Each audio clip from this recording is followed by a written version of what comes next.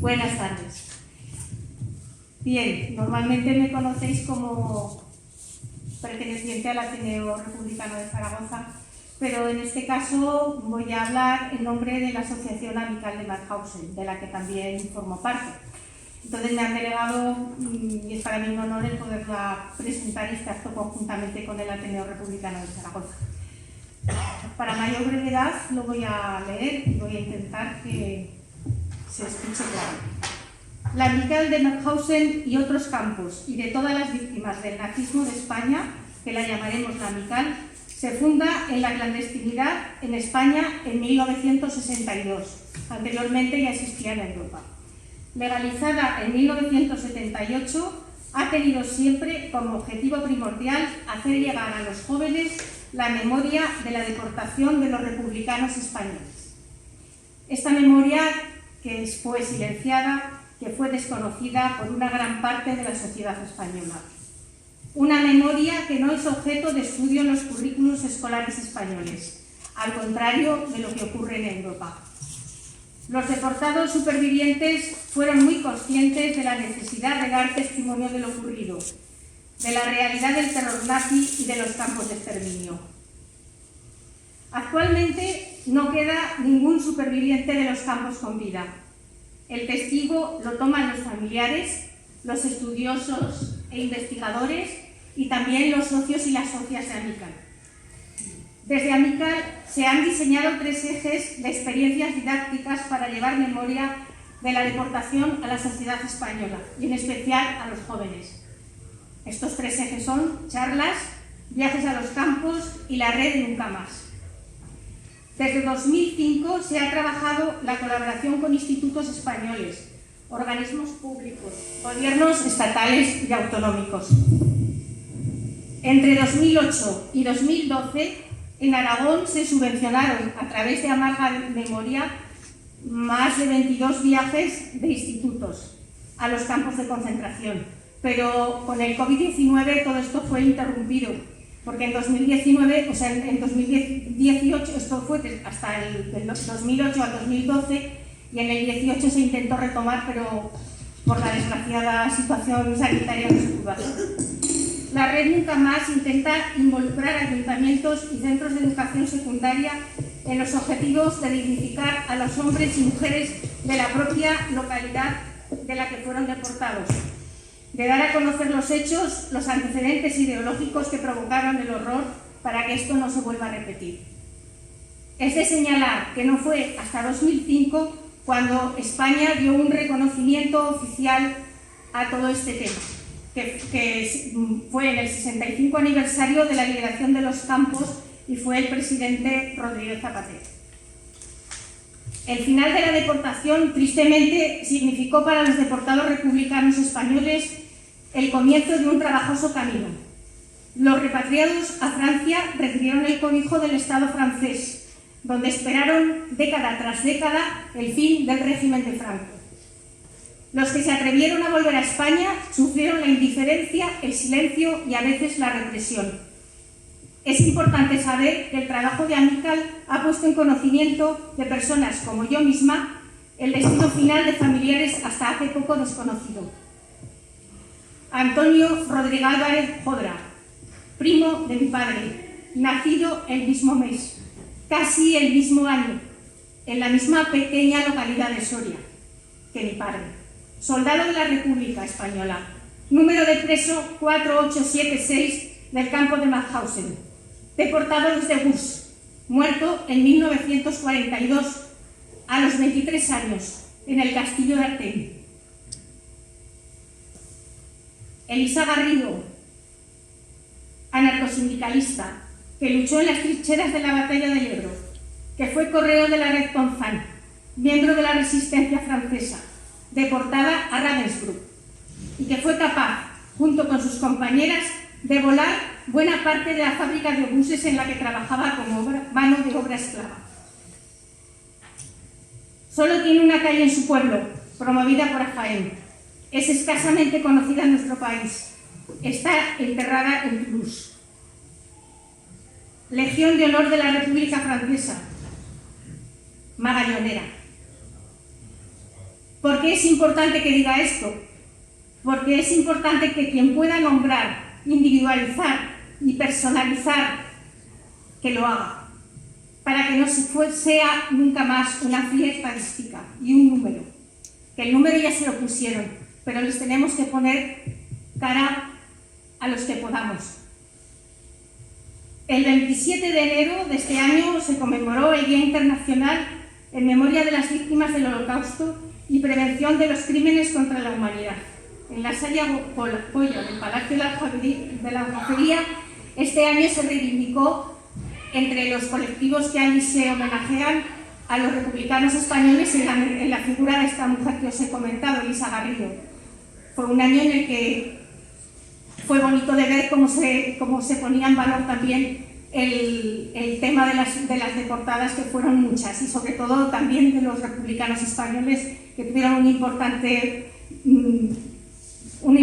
valor en los campos, y sobre todo muchos aragoneses. Solamente añadir que os invito a mirar la web de Amical, que es amicalmauthausen.org, y que como integrante del Ateneo Republicano y de Amical, los invito a participar en esta charla, en la que seguramente aprenderemos y reforzaremos nuestro compromiso de seguir buscando reparación, verdad y justicia. Gracias.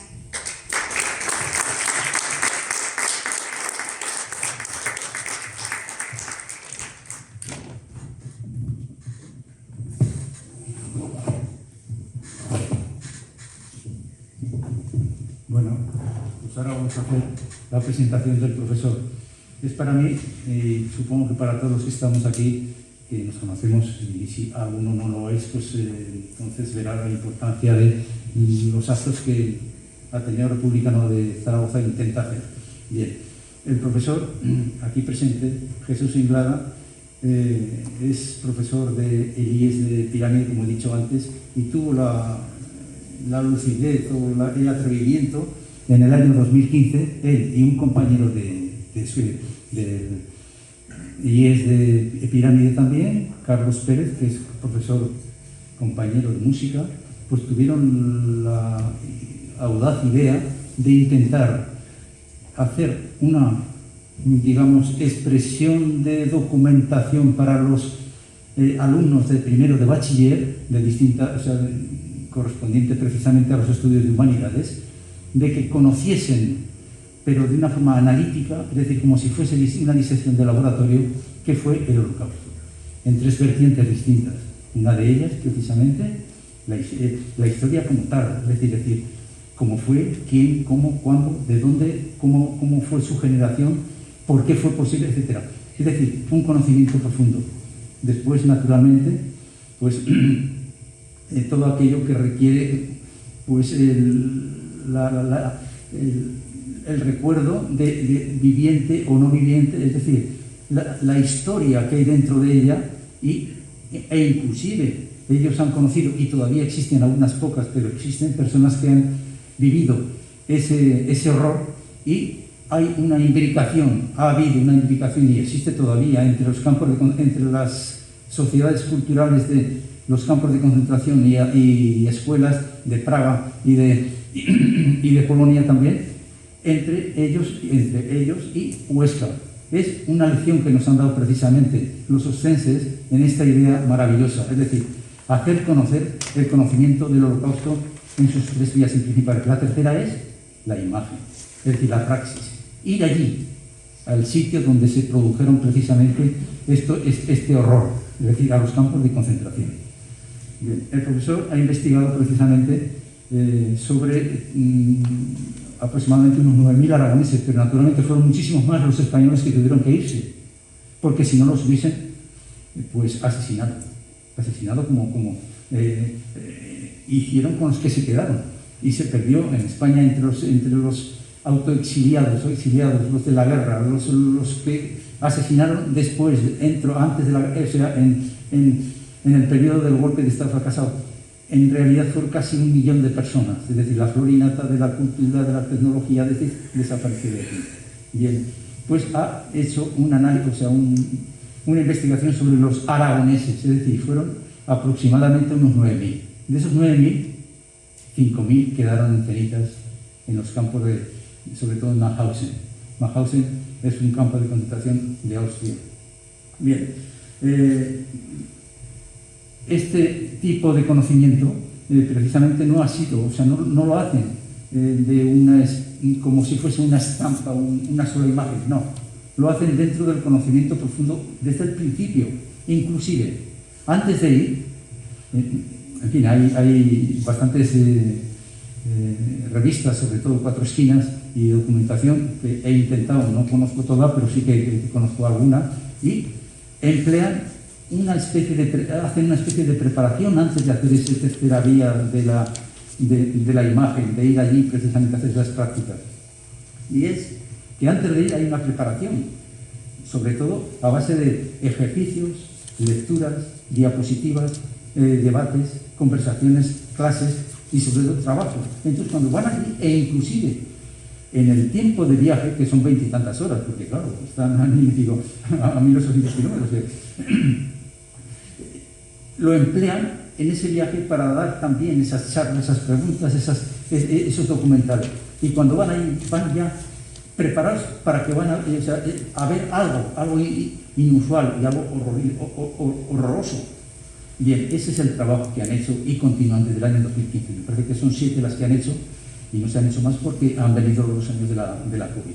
Bueno, este es el gran trabajo que hay que quitarse el sombrero, como se dice vulgarmente, y nos han dado una lección, porque se está empezando a hacer algo, pero muy poco. Y la guerra, o sea, la historia cercana nuestra, yo la llamo la gran desconocida. Es una verdadera vergüenza que no la conozcan nuestros jóvenes. Yo, en fin, de vez en cuando doy alguna conferencia, he presentado un libro y he preguntado a la juventud, a gente, o sea, a personas que tienen de 20 a 45 años y aquellos que no han pasado la dictadura de Franco, y cuando se acercan a un libro siempre me interesa el conversar y pues, ¿conoces algo de la historia? Y el 90% o más me dicen, no tengo ni idea. Y es que no se les ha enseñado. Entonces tuve la osadía, o se me ocurrió, hacer una estadística en Zaragoza, en los CIE de Zaragoza. Y ahí está, digamos, el meollo de la cuestión. En las direcciones de esos CIEs que estuve, me dijeron, hijo mío, si es que tú no sabes que esto está en los libros de historia, está en el índice. Y con esto sacan pecho ante Europa de que nuestra juventud conoce la historia. Eso es mentira, eso no es cierto. Eso es una falsedad, porque no hay tiempo. Ese es el truco. Es decir, estos 40 años de democracia, y yo aprovecho cualquier momento que tengo precisamente como este de la maravillosa lección que nos van a dar a continuación, para decirlo. Este es el kit de la cuestión. Se han perdido precisamente estos 40 años en no enseñar lo que debían, y esto que está haciendo el profesor o los profesores es en la línea que hay que seguir. Como colofón, antes no sé si lo he citado, pero el holocausto de Europa del siglo pasado, nosotros también hemos conocido uno. No, yo le llamo genocidio. Bueno, pues esto es lo que con esto quería acabar precisamente la presentación para que nos hable de él. El genocidio es un vocablo que precisamente lo instauró un judío polaco, un gran jurista. En el año 40 tuvo que huir de Polonia, porque si no lo hubiesen asesinado también. Estuvo en Estados Unidos, ahí se instaló, estuvo cómodo, tuvo todas las ayudas posibles. Y él tenía una obsesión. ¿Qué es esto de la violencia en las ciudades, en las naciones, en las guerras? Esa violencia la puso en negro sobre blanco en un libro maravilloso que se titula El dominio del eje en la Europa ocupada. Este libro se editó en Estados Unidos en el año 44. Aquí en España no. Pero tuvimos la suerte que en el año 2009 hubo una editorial, Prometeo, de Argentina, que lo hizo en castellano. Pues bien, de una forma bastante rápida, un gran político, un gran hombre, una gran persona, un escritor, que es Antonio Elorza, hizo un libro, que ese sí que se puede comprar y está al alcance de cualquiera. El otro también, yo lo tengo, pero hay que esperar más, hay que pedirlo porque la editorial está en Buenos Aires. Pero el otro, el de Antonio Elorza, ha tenido también el atrevimiento de escribir libros sobre el libro de Rafael Lemkin. Y ha puesto en ese libro el capítulo 9, que es lo siguiente. Lenki descubrió que hay distintos tipos de genocidio. Pues bien, uno de ellos entra como llave de cerradura con el franquismo. De ahí que muchos historiadores, pues hasta hace poco, inclusive ahora, no están de acuerdo. Dicen que genocidio es únicamente el que se define como eliminación de una etnia. Pues no es así, al menos del todo. Yo tenía esa idea de que tampoco lo comprendía. Bueno, hoy día básicamente acepto precisamente las teorías y sobre todo habiéndolo demostrado de Lenki. El franquismo fue un genocidio y ahora nos lo va precisamente con esta introducción nos lo va a demostrar y nos va a ensanchar este conocimiento nuestro querido profesor Jesús Inclán. Muchas gracias.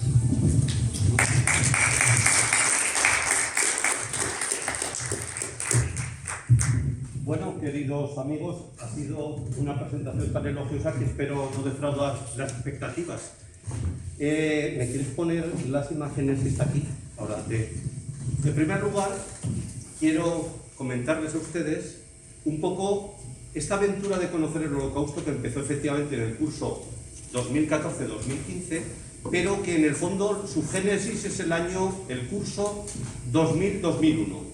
Yo estaba realizando la tesis doctoral sobre historia económica del municipio de Huesca en el siglo XVII y tuve la suerte o desgracia de toparme con Mariano Constante Campo. Aquí tenemos un amigo de Ayerbe, donde se quedaba todas las ocasiones. Y entonces, al conocer... que no me oís, me decías, primo. Al conocer a Mariano Constante, hice un paréntesis, pero este paréntesis ha durado 20 años y entonces es casi una adicción. Bien, yo empecé conociendo la figura de Mariano Constante y ahora la voy a poner las imágenes. Espera, un segundito. Perdonad un segundito. Espera. No, es... Este es mío. No, este no, este es el de aquí. No, el mío... ¿Dónde están sus imágenes? Está aquí en el pelo. Vale. En el pelo, en el objetivo.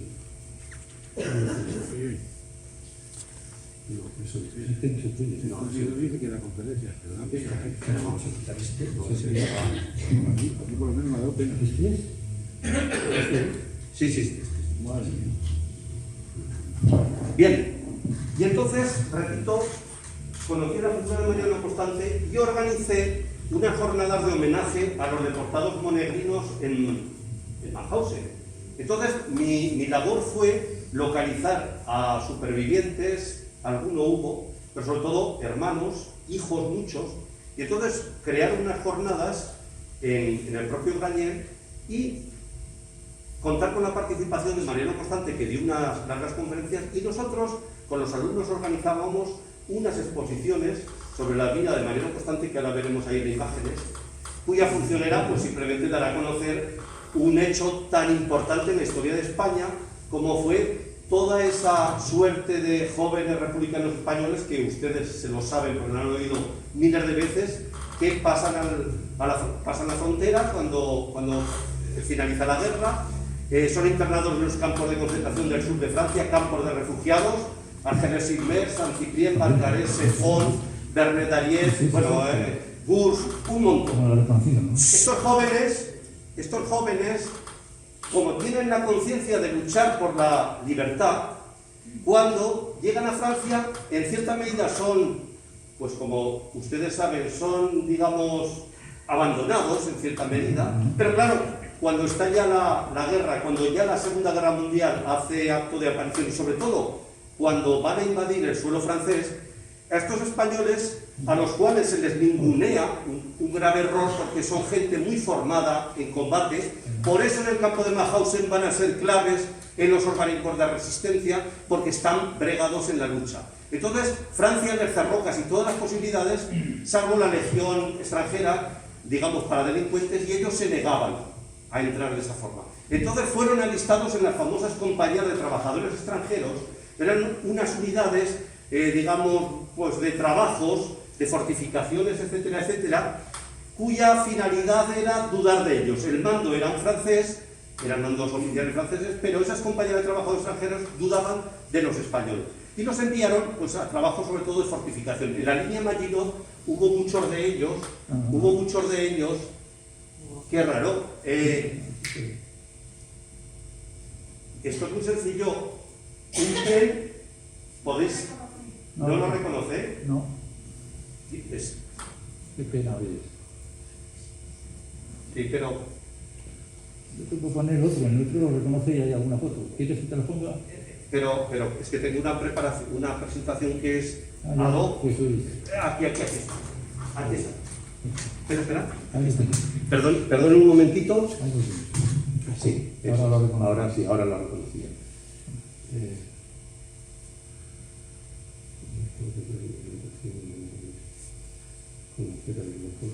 Copia reducida.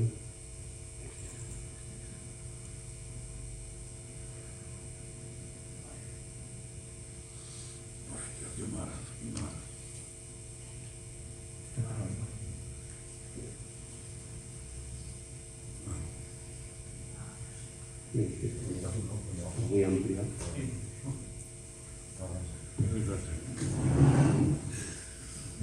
Bueno, sigo y cuando salga ya.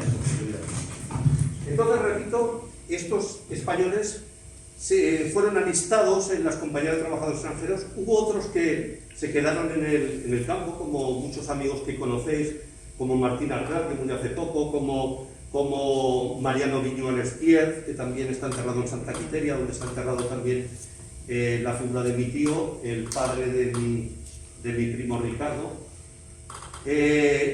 Estos españoles alistados en las compañías de trabajadores extranjeros, pues realmente, ¿qué ocurre? Cuando invaden Francia, casi todos son cogidos prisioneros. ¿Y qué ocurre? Que el Estado español pues, es un Estado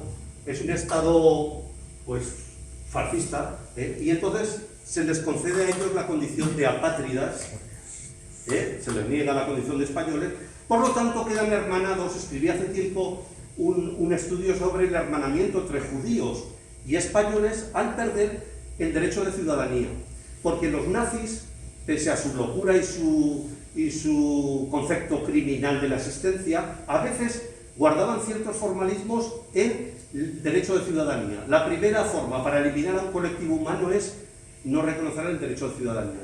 Y hubo judíos de Dinamarca, Noruega, que se salvaron gracias a esa labor, y de hecho muchos diplomáticos españoles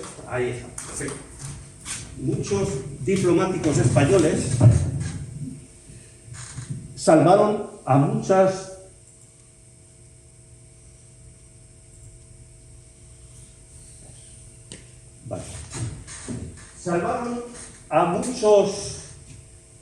prisioneros judíos sefardíes jugando con esa idea de la ciudadanía.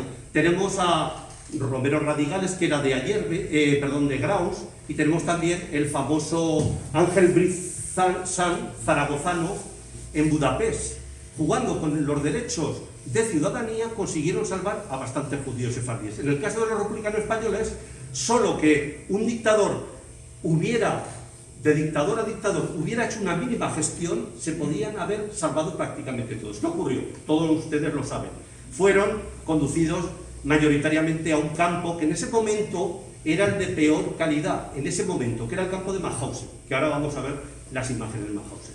Entonces, esa aventura de sufrimiento solo se pudo dar por la negativa del gobierno español.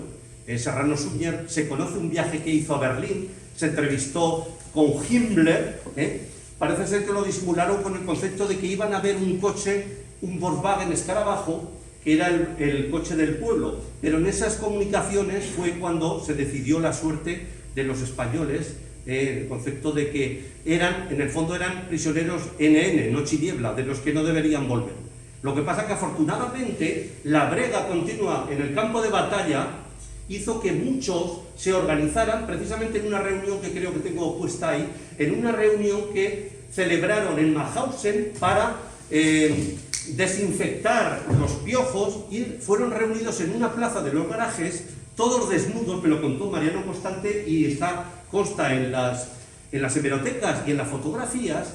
Y en esa reunión, donde estuvieron todos desnudos todo un día, fue donde se organizaron comités de resistencia clandestina con mucha fuerza. Y de hecho, los españoles estuvieron en casi todo. En el Comité Internacional estuvo un tal Male, que era jacetano, que había sido soldado, oficial de la República. Mariano Constante estuvo también en el Comité de Resistencia. Estuvo casi todos, estuvieron españoles, con mucha presencia también de checoslovacos. Y ahora lo que vamos a comentar, sobre todo porque nuestros intereses últimos ha sido conocer ya no solo el caso español, sino conocer el caso de montones de países que han sufrido el Holocausto y solo nos quedan ya niños judíos supervivientes. Entonces, lo curioso del caso es que tengo un caso que hoy lo voy a dar a conocer, lo di a conocer en la prensa, donde podríamos solicitar la declaración de justo entre las naciones. Un prisionero español de Viscarrués, José Rasal Río, un prisionero que había estado en la bolsa, en la sublevación de Jaca, como el abuelo de mi amigo José Antonio Gallego. Ese prisionero de Viscarrués, que hace la guerra, que pasa a Francia, que sigue el mismo curso de todos ellos, sur de Francia, campos de refugiados, detenciones, compañías de trabajadores extranjeros, estará campamentos de prisioneros de guerra, y posteriormente Mauthausen. José Rasal Río llegó a estar en diferentes ámbitos del campo de concentración, pero en los últimos días, cuando Mauthausen es un sumidero de muerte, cuando es un sumidero terrible de muerte, cuando Mauthausen es un muerte en total, él es destinado precisamente a la zona del búnker, donde está el crematorio, donde está también la cámara de gas y donde hay un depósito para refrigerar los cadáveres. Porque al final, con las marchas de la muerte, todos los campos son campos de muerte. Por ejemplo, Mauthausen. Nos hemos centrado siempre en el gran campo símbolo de todo, que es Auschwitz-Birkenau. Pero Auschwitz-Birkenau, en su origen, fue concebido, como campo para meter a los prisioneros de guerra soviéticos. Lo que pasa es que el curso de la guerra hizo que todos los campos cambiaran de configuración. Y entonces Auschwitz-Birkenau, en un principio para polacos, porque está allí en Polonia, en la ciudad de Auschwitz, y después fue derivando en usos hasta convertirse en el símbolo del Holocausto por la cantidad y diseño de las máquinas de matar que se crean allí en Auschwitz-Birkenau. Lo veremos claramente porque con imágenes es mucho mejor, pero veremos cómo el campo principal se queda obsoleto y realizan otro gran campo, Birkenau, donde allí es la muerte industrializada. Establecen 1, 2, 3, 4 complejos que son un modelo de destrucción, porque sin engaño no hubiera habido holocausto, otro tema. Sin la colaboración de los propios prisioneros en su destrucción no hubiera habido holocausto. Matar es muy complicado, matar en cantidades masivas es muy complicado, y destruir los cadáveres más. Por eso los crematorios, los industriales tuvieron tanto éxito, los alemanes, porque se trata de matar muchísimo en poco tiempo. Y la única forma era implicar a las propias víctimas en su destrucción. Los Sonderkommando son prisioneros, que son los que obligatoriamente tienen que acompañar a los prisioneros para que entren a la ducha. Las duchas, el crematorio, el complejo de muerte 2 y 3 de Auschwitz eran una maravilla. Eran un sótano donde bajaban los prisioneros, donde tenían un vestuario. Hay una maqueta maravillosa que se ve claramente, una maqueta donde entraban, se despojaban la ropa y les decían los propios prisioneros del Sonderkommando que se dejaran la ropa, que la ataran perfectamente para luego. Después pasaban a la zona de duchas y efectivamente estaban allí las famosas alcachofas. Entonces, claro, en época de guerra, pelo al cero, pues todo cuadraba. Entonces, ¿qué ocurre? La gran invención fue Rudolf Hoff, el comandante del campo de Auschwitz, que consiguió y lo tuvo en gran éxito y fue reconocido y recompensado con el ciclón B, el ácido prúsico que se echaba por el interior por unas aberturas y mataba rápido. Mataba rápido, ¿por qué? Porque los prisioneros, acompañados de otros prisioneros, entraban la ducha muertos. Rápidamente ventilaban, sacaban los cadáveres, les cortaban el pelo. En Auschwitz se conservan, ya lo habrán visto ustedes y lo sabrán mejor que yo, toneladas de pelo, porque querían también aprovechar, hay alfombras, un tejido muy vasto que se conserva. Y por supuesto, los dientes, las prótesis de oro, eso uno por uno a todos los enfermos se les quita. Entonces, después rápidamente, en ese complejo de Auschwitz II y Auschwitz III, sacaban los cadáveres, después de esas operaciones los subían con unos montacargas y en la parte superior estaban los crematorios, día y noche funcionando. Pero como estaban a las afueras de Birkenau, pues tampoco se veía bien, entonces podía ser energía, en fin. El engaño fue clave para el Holocausto. Sin engaño no hubiera habido Holocausto, porque había SS, pero no tantos. El engaño, Primo Levi, el autor más famoso, el mejor escritor superviviente de los campos, un artista, un gran escritor, decía que el mayor horror de Auschwitz y de toda esta miseria humana era el haber convertido a los propios prisioneros en la maquinaria que los destruye.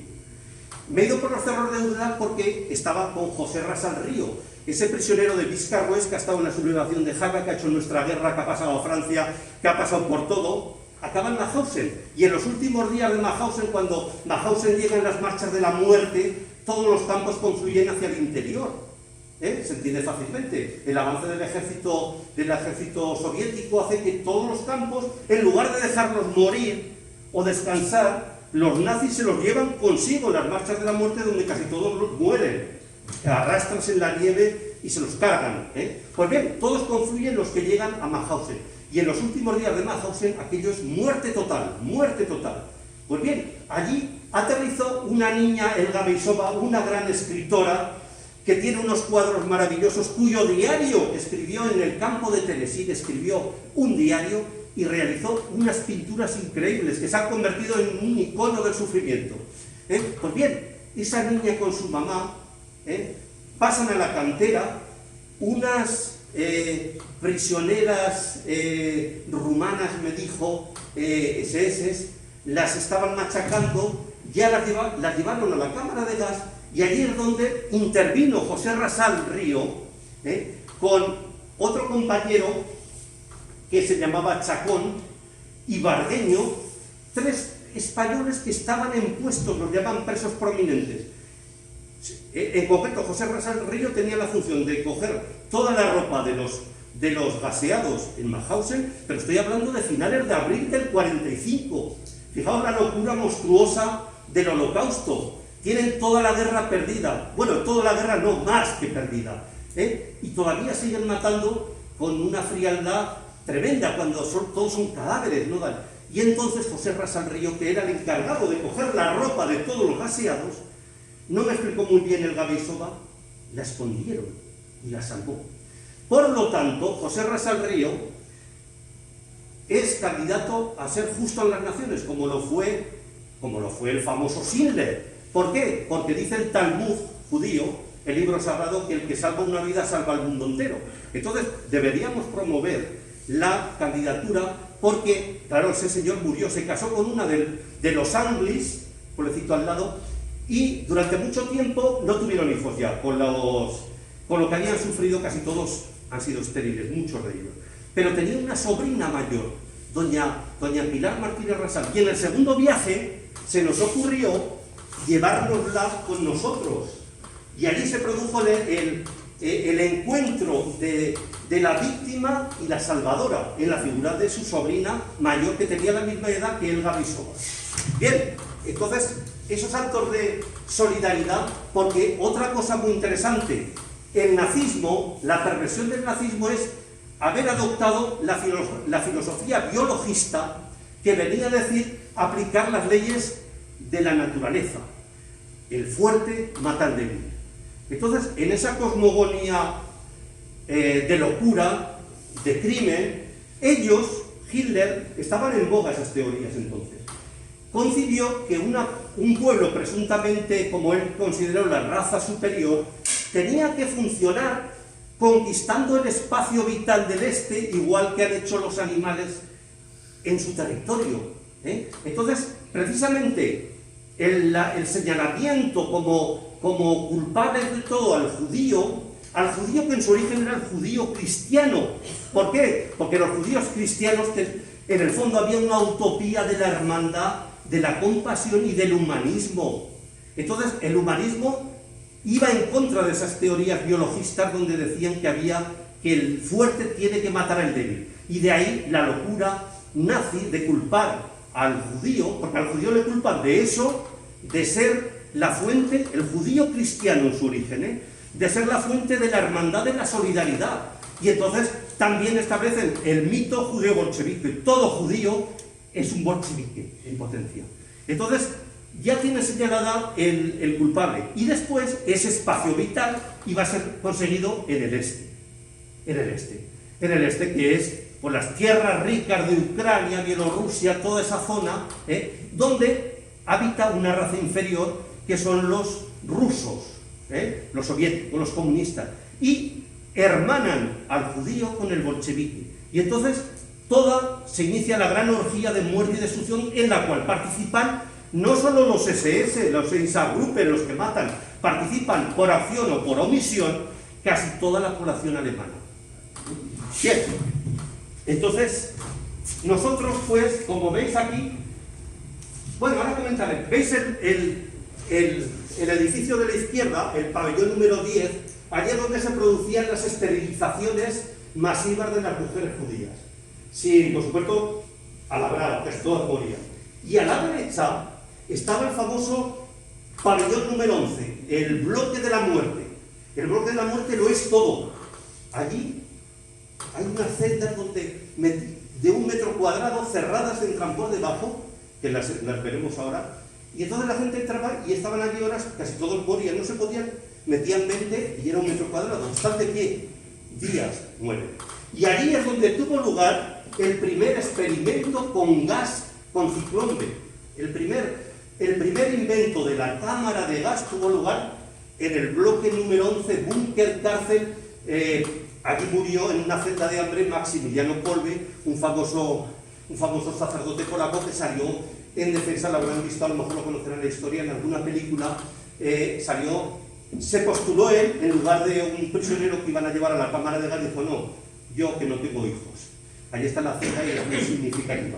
Pues bien, en el pabellón 11. Y allí está esto es una ridiculez, porque tenían ahí un paredón de fusilamiento cuando mueren masivamente de todo, pero les gustaba de vez en cuando escenificar o ahorcar públicamente, pero la muerte no se hacía allí solamente, se hacía un montón. Están tapadas precisamente para que las mujeres no vieran los fusilamientos. Bueno, bien, ahora ya con un poquito más de rigor, os decía que empezamos en el año 2014-2015, pero que había empezado en el año 2000 con Mariano Constante, en esas jornadas. A raíz de esas jornadas, pues claro, creció y me convertí en una especie de telonero de Mariano Constante. Iba por todos los sitios con él, y yo lo presentaba y tal, y escribíamos cosas, íbamos a institutos, a colegios, a muchos sitios. El penúltimo libro de él lo presenté yo en el Corte Inglés de Mariano Constante. Entonces me hice muy amigo de él. Al año siguiente dije, no puedo perderlo. Organicé en el propio instituto de Grañén unas jornadas de homenaje a los maestros, pero era la excusa para traer a Mariano Constante, porque su padre era el maestro de Riglos. Entonces continuamos con eso. A raíz de todas esas actividades, llegó a oídos de la Amical de Mauthausen, y en el año 2005, efectivamente, en una fecha clave, el 60 aniversario de la liberación de los campos nazis, organizaron unos actos de entidad. Y por primera vez en la historia de España, un gobierno se preocupó por la suerte de tantos españoles que habían muerto en el peor de los horrores. Y entonces ahí esa adicción todavía creció más. Y entonces aproveché esas jornadas de mayo del 2005 para entrevistar a muchos supervivientes. Entonces había todavía muchos españoles. Y ahora veremos las caras y cómo eran y eso era en el 2005. Entonces yo continué. El último libro de Mariano Constante, tras Mauthausen, es una aventura curiosa, porque Mariano ya era muy mayor y yo, repito, que casi actuaba como telonero, me pidió qué tal. Entonces me enviaba unas hojitas chiquititas que aún las guardo y yo lo reescribía.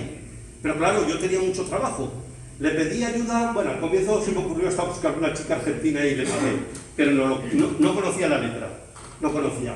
Y después busqué la ayuda de Teresa Sass, que es concejal del ayuntamiento, pero también iba hasta aquí de trabajo. Y al final, entre lo que yo hice y otra chica historiadora de Huesca, Irene Abad, salió ese librito. Pero no poner ni la noción mía. Yo acudí con Mariano Constante a Madrid, a la editorial Galaxia Gutenberg, y fui tan ingenuo que lo llevé todo en el disco. Y ni me regalaron el libro ni pusieron las nociones. Ese libro lo reescribí yo prácticamente. Y el que lo lea verá que es mi estilo. En fin, aún reconociendo el gran labor, pero era muy mayor y yo tenía que empalmar. Bien, a raíz de todo esto sigo escribiendo, vamos dando conferencias con Mariano Constante y en el 2010 pues muere Mariano Constante. Entonces se me ocurre organizar unas jornadas de homenaje, pero que consistió en una magna exposición, la más grande que se ha hecho nunca, ¿verdad?, sobre la guerra civil, una cosa despamparante. Por ejemplo, estaba la maleta y el traje del Esquinazao, estaban las famosas metralletas Maxim. En fin, con una ayuda de amarga memoria pudimos contactar con un coleccionista de armas y de recuerdos y de trajes.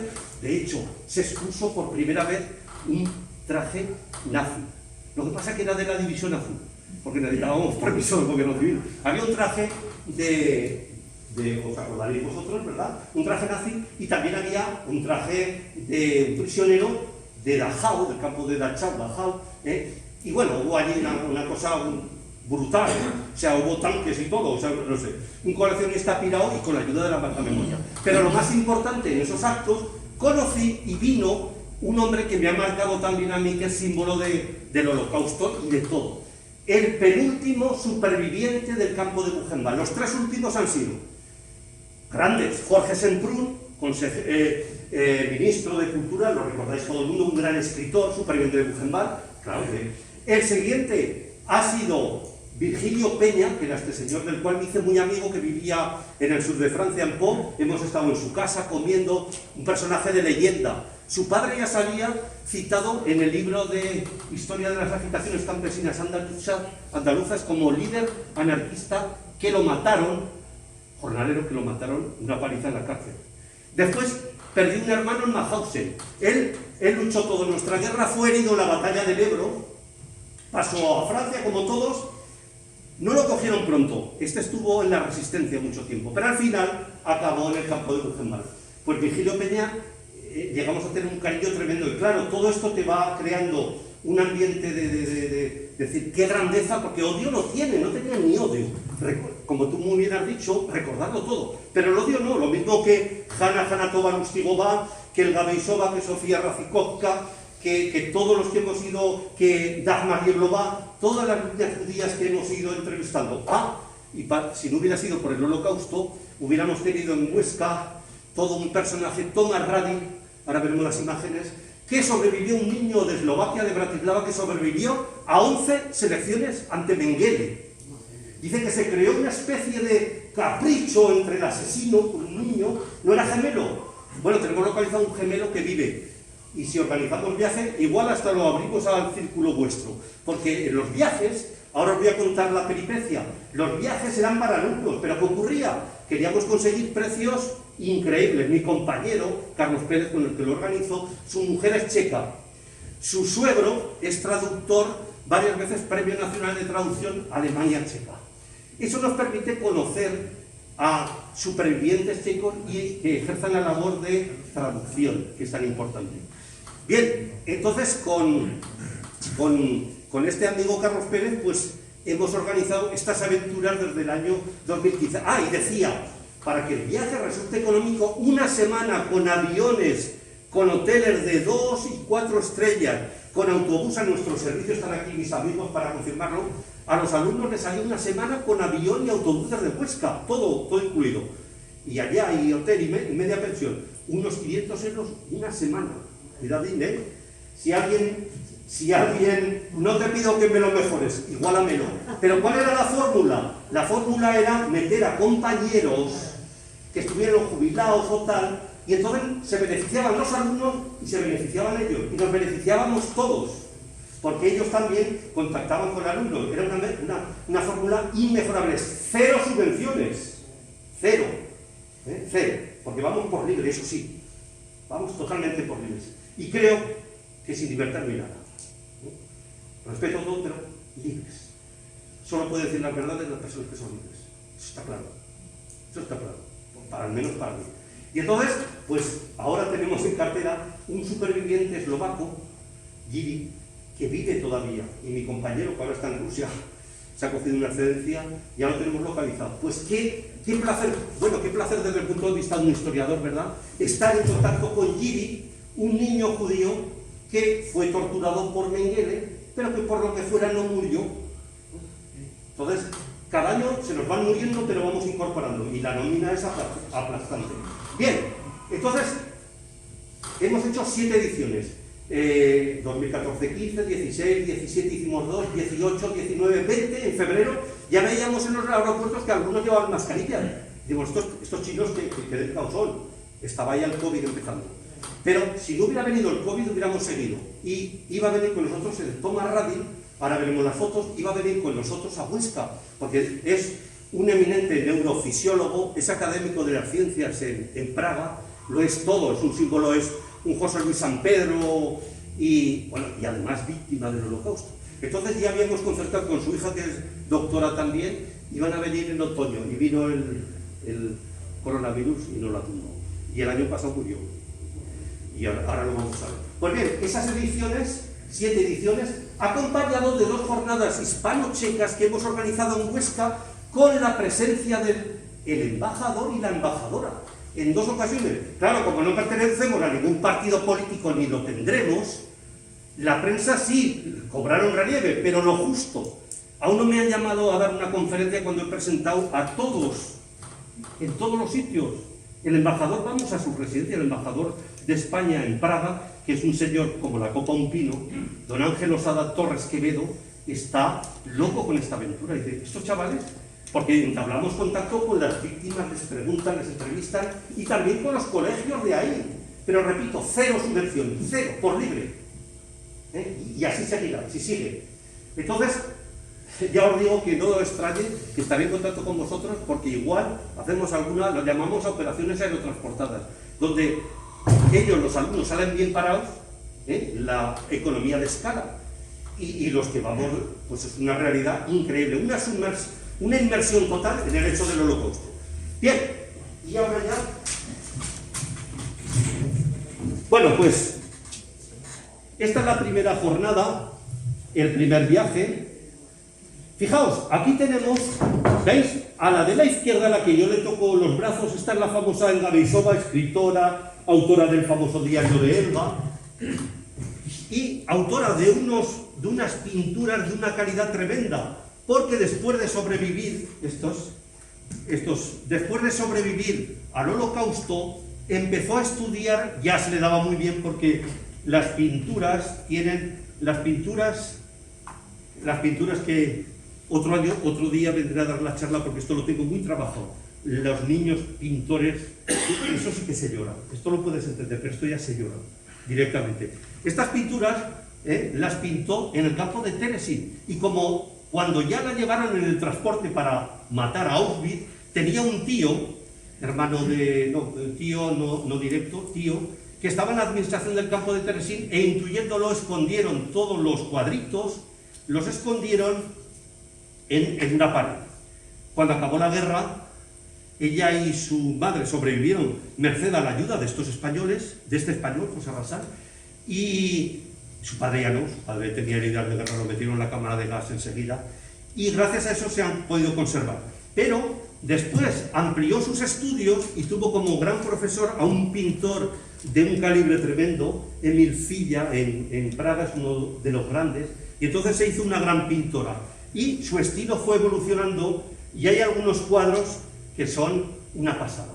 Pues esta es nuestra amiga Elga Beisova, y el motivo por el cual hicimos el primer viaje, porque yo iba detrás, en el País Semanal, publicaron una vez un artículo hablando de Elga, una entrevista, y algo mencionó sobre que unos españoles le habían ayudado. Entonces, fijaos lo que es el destino.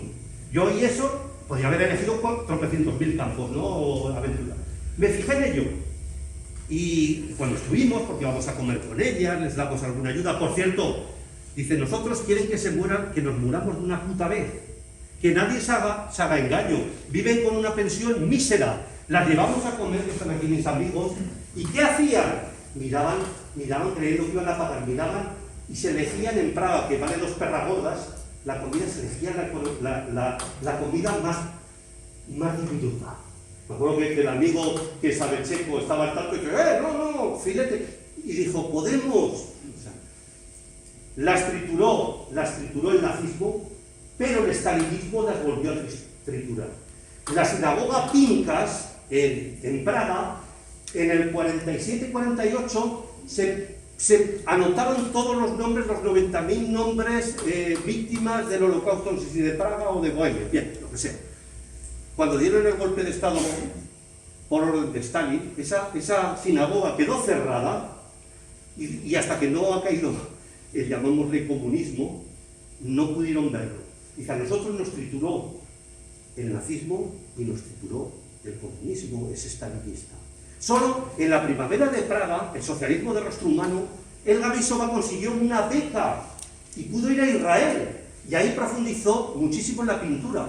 Pero quiero decir que son las víctimas totales. Y ahora la pensión es diminuta. Y sobre todo, que hay que decir las verdades. ¿Quiénes se les quedaron los bienes a esta gente? Los propios praguenses, los propios checos. Casi siempre. Ocuparon las casas los alemanes, los nazis, pero cuando se fueron, ¿quién se quedaron los bienes? Los checos. ¿Qué mejor que mueran de una puta vez? Dice, es que queremos, notamos que molestamos, porque le recuerdan el comportamiento incívico que tuvo casi todo el mundo. Bien, Elga Beissova, aquí la tenemos, superviviente, cuidado, no estamos hablando de un campo, ¿no? Elga Beissova y Hanna Hanatova Lustimova, la otra abuelita, supervivientes de los campos de, atención, Terezin, un campo gueto, transición, que servía era una ciudadela parecida a una magna, 2 ciudadelas, como 2 grandes ciudadelas de Pamplona, unidas, y construyeron ahí un gueto donde fueron a parar toda la inteligencia judía, pero grandes directores. De hecho, los nazis lo utilizaron como engaño ante la Cruz Roja. La Cruz Roja Internacional, vaya miseria, la Cruz Roja Internacional organizó una visión del campo, y entonces, ¿qué hicieron los nazis? En el campo de Terezin, todos los judíos, belgas y todos rápido, venga, rápido, transporte a la cámara de gas.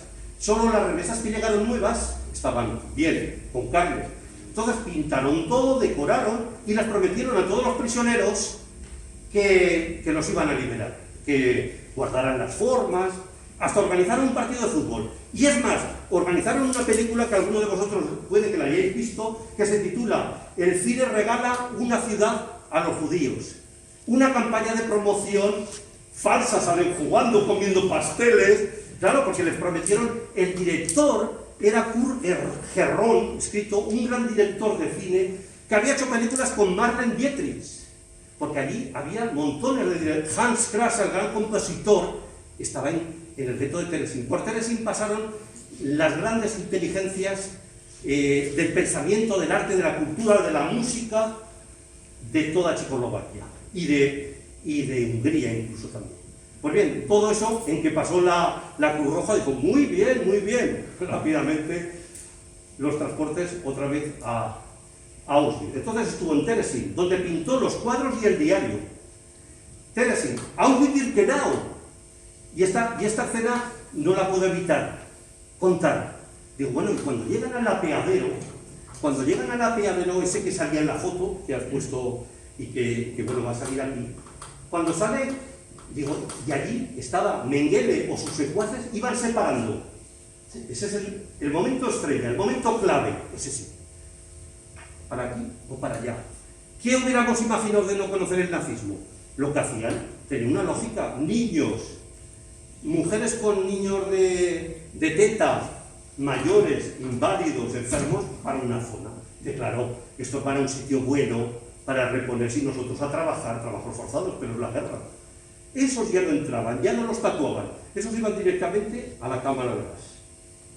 Entonces, con Elga, fijaos lo dramático que es, con Elga digo, ¿y a usted qué le pasó?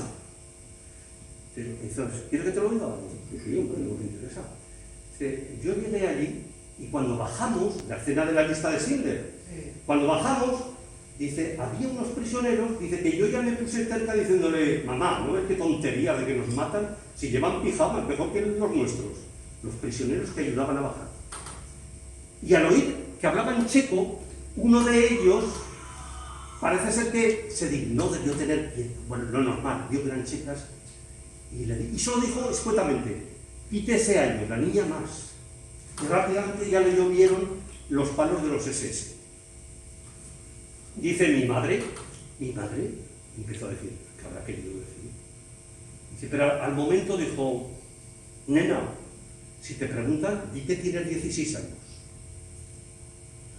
Y se creó el típico rifirrafe con el adolescente, que ya tenía 12 o 13, ya no recuerdo. ¿Por qué me debes quitar y poner años? No necesitas nada. Haz lo que te digo. Y sin saberlo o intuyéndolo, se salvó. Había una ley no escrita, claro, no la iban a poner ahí, Pero ¿qué ocurría? Mayores de 40 años, como les sobraba material, iban directamente a la cámara de gas. No los querían para trabajos forzados, porque les sobraba. Eran restos, ya a la cámara de gas. Y menores de 16 a la cámara de gas también. Para optimizar los recursos, bueno, la locura sanguinaria. Entonces, cuando llegó, pues la señora se quitó años, en lugar de 40 dijo 37 o 38, la madre de Eva. Y a la niña, eso nos contó un viaje, me parece que estabas tú, María José Montaner, compañera del instituto también, dijo algo así, en lugar de preguntarle qué años tienes, cuando ya la cría había asumido la necesidad de mentir, le preguntan en qué año había nacido. Creo que yo seguro que me equivoco, o sea, pongo la piedra, o sea, para qué año había nacido, pero claro, calcular unos momentos de titubeo, al final parece ser que acerté. Y eso les hizo ir al lado bueno, entre comillas. Habían salvado el primer escollo, pero claro, quedaban. Y después, su padre, por supuesto, como ya fue a la fila de mayores, su padre había sido veterano y héroe de la Primera Guerra Mundial, hace falta ser cerdos también, O sea, el imperio austrohúngaro, pues con la Alemania habían luchado juntos en la Primera Guerra Mundial. Pues su padre tenía una cicatriz y tal, que era banquero, ese era la cámara de gas.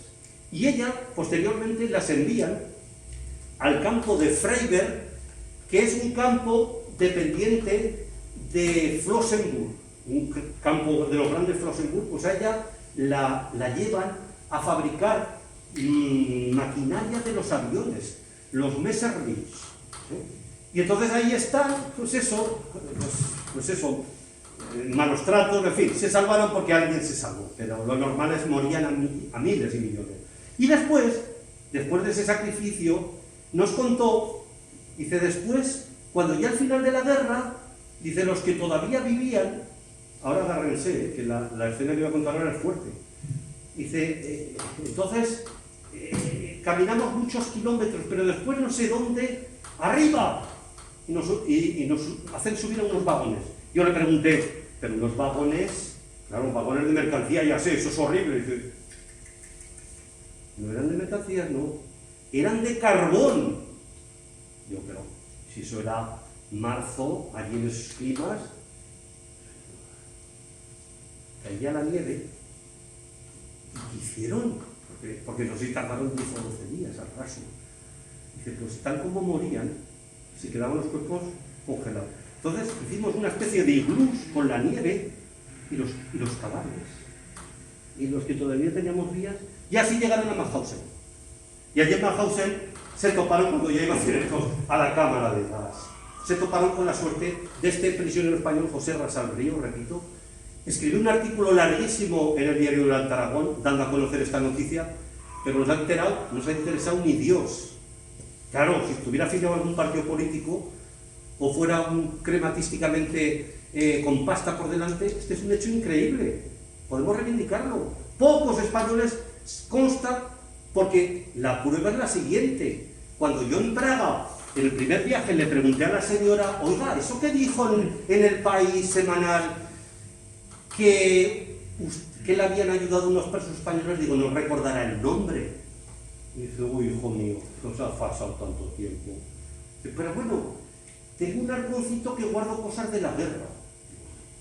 Y cuando llegué a casa, porque me pidió el correo, yo pensé el correo de la casa, y dice, no, el correo electrónico, la mujer se maneja. Y abro, Y me entró una emoción que casi lloraba.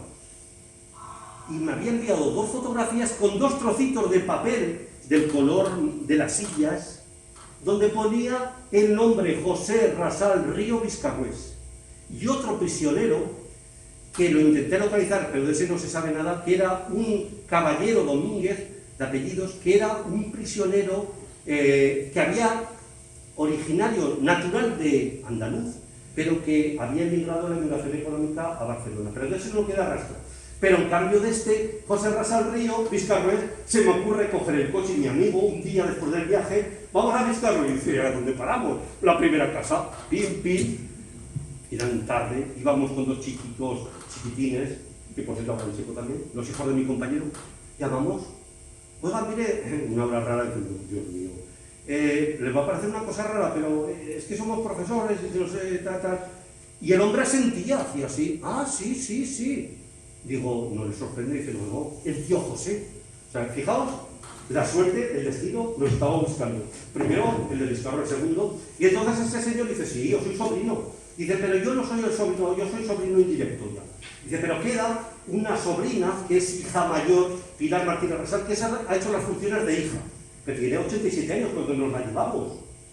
Comunicamos con ella, y dice, oh, sí, sí, hijo mío. Hace poco estaba en Tierra Santa, nos la llevamos. Y ahí se produjo el acto del encuentro de las 2 comunidades machacadas, los republicanos españoles y los judíos españoles. Hannah Tomar, otra abuelita linda, fijaos lo que son los símbolos.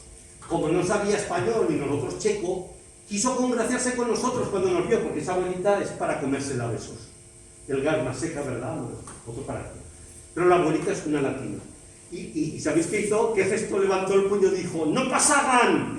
O sea que en su subconsciente lo que quedaba del espíritu español era la abuelita esa es para comérsela. Pero ojo, esa abuelita que iba con unas chirucas, con pantalón tejano, al comienzo no sabíamos, creíamos que era un personaje secundario, una amiga. De tal manera que todo el protagonismo lo centramos en Elga. ¿Y qué pasó cuando yo le dije, ¿y usted es amiga? ¿Que puedo hablar?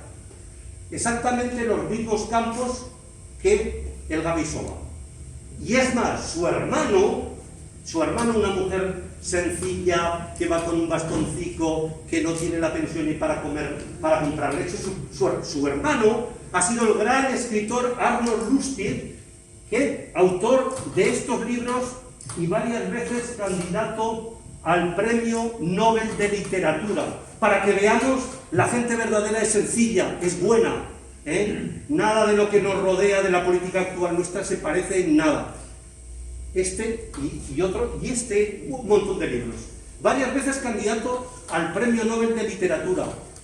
Pasó por Terezín, pasó por Auschwitz, pasó por Buchenwald, y cuando lo llevaban en un tren al campo de Dachau para darle el hachazo, bombardearon los aliados, murieron algunos, pero escaparon, consiguió llegar a Praga y participar en la liberación de Praga. Después fue profesor en la Universidad de Praga, fue director de cine, guionista, se fue a Estados Unidos, estuvo en la Universidad de Praga, en la Universidad de Israel, de Tel Aviv, estuvo también, se retiró en Estados Unidos, y cuando ya era mayor allí, el gran presidente Václav Havel lo reclamó, le dijo, tú vas a estar donde esté yo, y se lo llevó al Palacio arriba, que está en la ciudad de Praga, una historia de verdad, de dignidad. Arnold Lustig, y es el hermano de la abuelita linda. El otro, el compañero, es este que está aquí. ¡Ostras! Y aquí está María José, la profesora que me acompaña. María José, no me había dicho nada. Joder, te vas a pagar algo luego. Bien, a que son historias apasionantes. Bien, este es el segundo viaje. Bueno, y hasta aquí la señora, luego la veremos con más detalle. Por aquí metida está doña Pilar Martínez Rasal, la abuelita de Viscarrués, aunque ahora vivía en Zaragoza, que estaba metida, y este es el segundo viaje. Ah, bueno, en el primer viaje, veis, cada año, ¿qué vimos? Praga, Terezín, Auschwitz-Birkenau, y encuentro con estas dos. El siguiente año ya introducimos Praga, Teresina, Mauthausen y la ciudad de Lidice. La ciudad de Lidice martirizada tras la muerte de Heydrich. Os suena Heydrich, ¿verdad? El famoso, el carnicero de Praga, que han hecho muchas películas. Pues tras la muerte de Heydrich, eligieron como víctima propiciatoria un poblado no muy lejos de Praga y lo masacraron todo.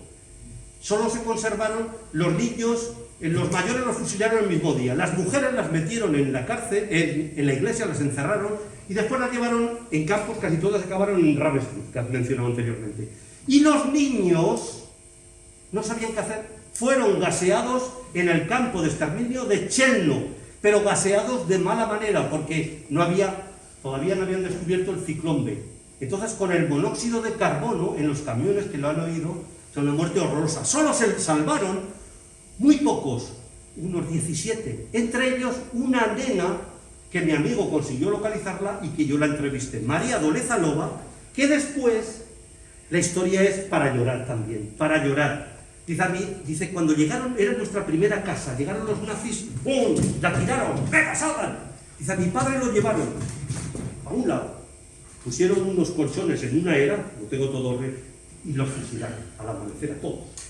Pero los chicos, dice, a los chicos los metieron, y a las chicas nos metieron en una iglesia, dice que la iban a quemar, que no la iban a quemar, después nos separan de nuestras madres, dice, y mi hermano, y digo, ¿y usted tenía familia? Dice, sí, un hermano de 15 años. Digo, pues ese cómo se salvaría a lo mejor. Dice, no, esperaron a que cumpliera los 16 años y lo fusilaron. Entonces esta María Dolezalova participó en el juicio de Nuremberg. Yo la entrevisté, le compré los libros pertinentes que me dijo y efectivamente participó porque a ella la entregaron, como era rubia, la entregaron a un proceso de germanización. Y entonces, ¿qué ocurrió? Que como era rubia tal, pues bueno, por supuesto, el sistema era total de brutalidad. Dice, olvidamos nuestro idioma, nos castigaban, nos hacían mucha gimnasia, nos hacían comer lo que ellos consideraban. Dice, pero, paradojas de la vida, dice, si te soy sincero, ese matrimonio, claro, había matrimonios buenos, en el franquismo, bien, había gente por ahí, no todos éramos franquistas, ¿verdad? Estaba claro, pero al menos la mitad, o más de la mitad, no eran. Dice, pues esa familia me cogieron cariño, y yo también. Las paradojas de la historia, de la vida. Dice, bueno, ¿y entonces qué pasó? Dice, pues que cuando acaba la guerra, la hermana de mi padre, claro, si coge un alemán se lo come en patatas, claro, le han destruido la vida, le habían matado a todos y hasta también, claro, su hermano, su padre. Dice, y digo, ¿y su madre verdadera? Dice, uy, mi madre dijeron que había muerto. Pero después de un año y pico aparece en un hospital de Praga, donde va nuestro amigo Carlos, y se conservan las fotografías, y es una señora de 40 años y parece que tenga 90. Dice, entonces yo que casi me había olvidado de mi madre, casi tenía cariño a la madre adoptiva, de repente en un barambán, digo, y dice, pero a los pocos meses murió de los problemas de Ravensbrück. Pero se conserva la foto de la nena, y dice, yo quise volver con la madre adoptiva, dice, pero claro, no pude. María Dolezalova, también la entrevista. Ya ves que son biografías todas apasionantes. Yo sé que he hecho con las razas. Vale, perfecto. Este es el monumento que sufragaron los españoles en el campo de Mauthausen, Este es el que lo he obviado. Se lo costearon ellos también, los pocos que había por ahí, porque claro, el Estado español, si podía lo remataba, ¿no? Entonces se lo costearon ellos. Bien, pues ya veis que introdujimos Mauthausen y Lidice como cada año. Y aquí otra vez, mira, este señor que está detrás de Elba, ese señor es uno de los sobrinos. Y la señora que está entre las dos, esta es doña Pilar Martínez Rasal, que por cierto iba hecha una princesa. Se fue a la peluquería y le llevó la foto de su tío, y allí se produjo el encuentro. Esto es el Instituto Cervantes de Praga. La del medio, doña Pilar Martínez Rasal. La chica que hay detrás, una de ellas es hija de esa doña Pilar, y el señor que está con las manos posadas encima de Elba es otro sobrino, donde aterricé en Viscarrués y dije que buscábamos a un tal, dice, soy el tío José, pasa, y ya nos recibió. Bien, pues eso es. Bien, aquí veis, esa es la foto, allí le entrega la foto de José Rasal Río, veis, pues eso, de Vizcarroer, republicano, había participado ya en la sublevación de Jaca, ¿eh? Y ahí está, veis, se produjo un acto entrañable. Y aquí, veis, este es el señor José Rasal Río, el que está de padrino, o aquí, este es, natural de Vizcarroer, su pariente de Majausen, Salvador de él y de su madre, José Rasal Río, en la boda de María Ángeles Martínez y Pepe, y este angelito, este es el que me recibió en Vizcarroer. Bien, historias de la vida, pero este hombre, repito, este hombre es merecedor al reconocimiento de justo entre las naciones. Nos podíamos apuntar un tanto en Vizcarroer, una vez lo dije, pero repito, el no tener carnet político es jodido en este país. Pero pedirle eso a los sionistas No, es, sí. es una broma. Ah, bueno, ya, bueno, claro, es que, no, pero es que ellos... Son asesinos ellos, Sí, exactamente igual. No, claro, no, el holocausto se repite. Afirman para que le den eso. No, eso no lo niego yo, claro. No, pero lo reconocen todavía cuando encuentran a alguien que ha salvado a un judío. Efectivamente, ellos han repetido los mismos, muchos pautas con los palestinos, pero esa es otra historia, pero digamos que el reconocimiento para España sería muy interesante. No hay muchos casos, y si alguien sabe alguno, que lo diga. No es fácil, ¿eh? No es fácil. Perdón. El fascismo o la burguesía me da igual. Sí, sí, estoy de acuerdo, sí. Quiero que no lo haga, Sí, quiero sí. que me tema y que no me respete. Sí. Yo no es el caso. Sí. Pues aquí hay una foto también, José Rasal mira con sus amigos, poco antes de la guerra, en los inicios de los años 30. Este de la izquierda es José Rasal Río. Aquí está con otros compañeros de Vizcarroer. Bueno, esto es, pues eso, pequeñazo. Aquí está. Esta es doña Pilar Martínez Rasal Bey. En el año 2016 nos la llevamos y la metimos en un barracón por de Majausen. Así eran los barracones. ¿Eh? Aquí está, ¿veis? Va abrigada, pero ese día hacía un frío atroz. Y aquí tenemos Pilar Martínez Rasal, de hecho una comparación, ¿no? La nena de la izquierda y la otra en Gavisova con su bolsita pobre. Poco antes, no mucho tiempo después, ya fue a Teresín y vino la desastre. Y veis, cuando llega el a Mauthausen, el tema de los campos necesitaría... Bueno, he estado 2 años dando un seminario a los profesores y se me hizo corto. Porque el tema de los campos es complejísimo. Porque la pregunta que ustedes seguro que tienen en la boca es decir, ¿y cuál fue el campo peor? Es que no se puede decir nada. Porque Mauthausen al comienzo fue de lo peor, antes de que apareciera la solución final. Pero cuando aparece la solución final, a partir de 1942, se crean los campos de exterminio, que más que Auschwitz-Birkenau, los 3 grandes de exterminio son Sobibor, Treblinka y Belzec. En esos 3 campos nadie salió con vida. Bueno, si salió alguno, 3 pero de allí no tiene que salir ninguno. El campo de Auschwitz-Birkenau reunía la doble condición, campo de exterminio y campo de trabajo forzado. Por eso hay supervivientes de Auschwitz. Y Majdanek, otro campo que queremos ir a ver próximamente, a ese os invitaré ahí. El campo de Majdanek, ese tenía también un doble carácter. Fue campo de trabajos forzados, pero campo de exterminio también. Entonces, en función de la coyuntura bélica, aunque la irracionalidad de los nazis es tal que, aun necesitando mano de obra, los aniquilan por darles de comer. O sea, quieren utilizarlos, pero quieren matarlos. Es decir, una locura. Así estaba Mauthausen cuando llegó Elba. Esta es una foto de cómo estaba a mediados de abril cuando llegaron. Y fijaos, por aquí, creo yo, en algunos de estos antros de muerte, esto es el búnker de Mauthausen. Y aquí veis a la derecha, se ve una especie de... Eso eran cámaras frigoríficas, porque no daba abasto el crematorio. Entonces ahí tenían los cadáveres. Eso al comienzo, cuando en el 38 que se empieza a crear ya, y sobre todo 39, 40, 41, pero pues nada, después los cadáveres ya habéis visto que están por todos los sitios. Pues en algunos de estos, por aquí donde se movía José Rasal, cogiendo la ropa y la llevaban a la lavandería en un carrito, de los que paseaban sin parar, porque también, otra cosa, un aprovechamiento total, la ropa de no sé qué, la trasladaban, en fin, una locura, un infierno de locura. Y esta es la pequeña cámara de gas que hay en Mauthausen, que muchas veces se negaba. ¿Saben por qué es cámara de gas? Siempre que aparece la mirilla, la puerta es metálica, es cámara de gas, es inconfundible. Sí, y hermética, eso es hermética, sí. Mira, aquí otra foto, cámara de gas. Y aquí están, mira, mi primo Ricardo, un homenaje hacia ti. Estos chicos son de Tardienta.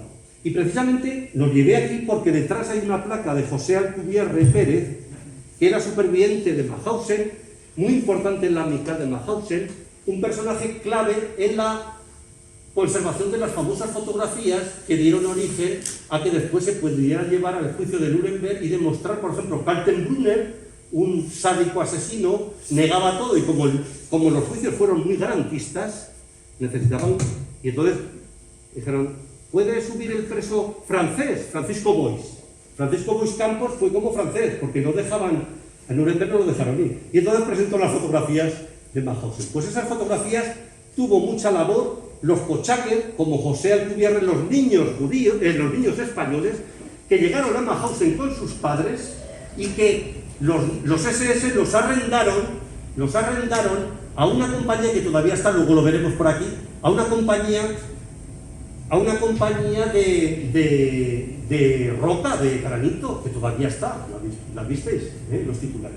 Bien, y veis, este es el papelito que me llegó la fotografía. José Rasal Río, Vizcarroés, Huesca, España. El que salva una vida salva un mundo entero. El papelito escrito, fijaos él, con qué emoción ellas, pongan la dirección, a ver si nos volvemos a ver alguna vez. Este papelito es una, en fin, esto es una historia de solidaridad, de afecto. Bien, esto ya estamos en el 2017, en enero del 2017 ya incorporamos Praga siempre, incorporamos la ciudad de Berlín, con lo que hay en Berlín, la ciudad de Dresde, triturada por la aviación aliada, el campo de Teresin, Auschwitz-Birkenau, Mauthausen, Lidice, y también introducimos Sachsenhausen, un campo muy importante al lado de Francia, donde se formaron todos los verdugos, todos los famosos verdugos, porque esto, matar, repito, nos parece muy fácil, pero no es tan fácil, matar en condiciones. Theodor Eicke, un personaje siniestro, fue el que instruyó a los verdugos en el campo de Sachsenhausen cómo matar, cómo, en qué condiciones, que no vomitaran, porque al comienzo la cámara de gas vino a solventar muchos problemas, porque incluso los criminales más criminales, matar continuamente niños y niños, había gente que se ponía mala. El propio Himmler presenció un fusilamiento masivo y vomitó, el hijo puta de él, claro. Quiero decir que, bien, pues introdujimos el campo de Sachsenhausen. Por Sachsenhausen pasó, hombre, Largo Caballero, el presidente del gobierno español pasó, y bueno, montones de gente, que lo tengo en otros, gente importante, Mafalda de Saboya también me pasó, no, esa mujer más. Bien, pues veis, este barracón es muy importante, allá hay unos dibujitos, no tengo tiempo, la putada, me vais a tener que invitar a otra jornada, porque es que cada segundo es la historia viva. ¿Qué hay allí? Allí hay unos dibujitos, un judío pintor culto consiguió convencer a los SS de que lo bueno es que estos niños ya sabemos que van a la cámara de gas, pero sería bueno que fueran con un espíritu instructivo como vuestra cultura alemana, que sería mejor que diéramos clases, y entonces cedieron y eso se convirtió medio en un aula, y allí hay dibujos que pintaban los niños y el profesor. En fin, estamos en enero 2017. Mira, esto también es enero. ¿Sabéis qué es eso? Esa llanura es Lidice. Allí estaba el pueblo que arrasaron los SS como castigo por el asesinato de Heydrich. Además no tenía nada que ver. Los famosos paracaidistas que habéis visto películas, cuando murió Heydrich en Praga en un atentado, hicieron un peinado por todo. Dijeron, el tercero, el hombre más sangriento, incluso Himmler, creo que tenía Heydrich, porque Heydrich, en una especie de villarejo asesino, tenía dosieres de todos, hasta del propio Himmler, y en su debido momento era el gran carnicero. Entonces Heydrich, en un atentado de los paracaidistas aliados checos, pero que habían conseguido ir a Londres, los formaron, aterrizaron, prepararon un atentado y murió Heydrich. Pues claro, la represión fue inmensa. Entonces hubo un percance, un señor casado que tuvo un romance con una chica soltera, hubo unas cartas que cayeron en manos de la Gestapo, y como uno era de Lidice, dijeron, sí, ya está. Y allí es como arrasaron. No solo fusilaron a todos, sino que, atención, dinamitaron las casas, aplanaron con búnker, con bulldozer, echaron sal y desviaron el curso del río, porque el castigo tenía que ser un castigo bíblico, que nadie osara en la vida al nacionalsocialismo atentar. Y entonces, en esa ladera, ¿qué hay allí? Hay una escultura que hizo gratis una gran escultora checa que recuerda a los niños que murieron gaseados. Los hizo con fotografías de los tíos supervivientes de las casas, pero la cara lo obligaron a que no pusieran las caras, porque cada vez que iban se morían.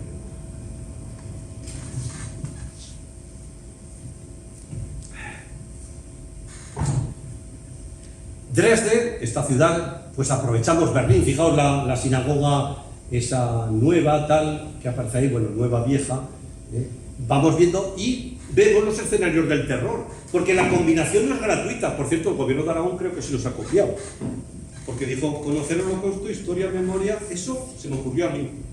¿Y por qué se me ocurrió a mí? Porque la historia no hay que tener el apasionamiento, pero hay que tener los criterios de objetividad pleno, porque si no hacemos un flaco favor.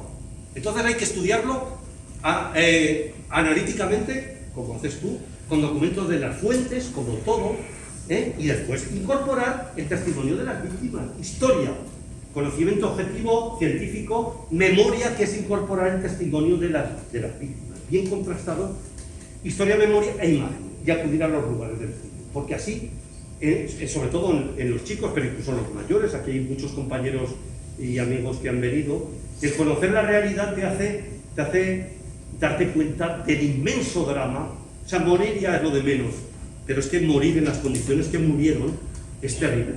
Y aquí tenemos pues un barracón, ¿veis? Este barracón era... Oiga, no sé qué he hecho aquí. Vale. Barracones había de todos, de madera, que eran reutilizados de la caballería. Estaban diseñados para caballos, los de Auschwitz, casi todos. Pero también había algunos hechos, ¿veis?, con ladrillos. Y fijaos allí que entraba el agua, tal, allí se hacinaban, en fin, y esta es la zona de Sachsenhausen. Por supuesto, los nazis, cobardes, al final destruían todas las cámaras de gas, pocas se salvaron.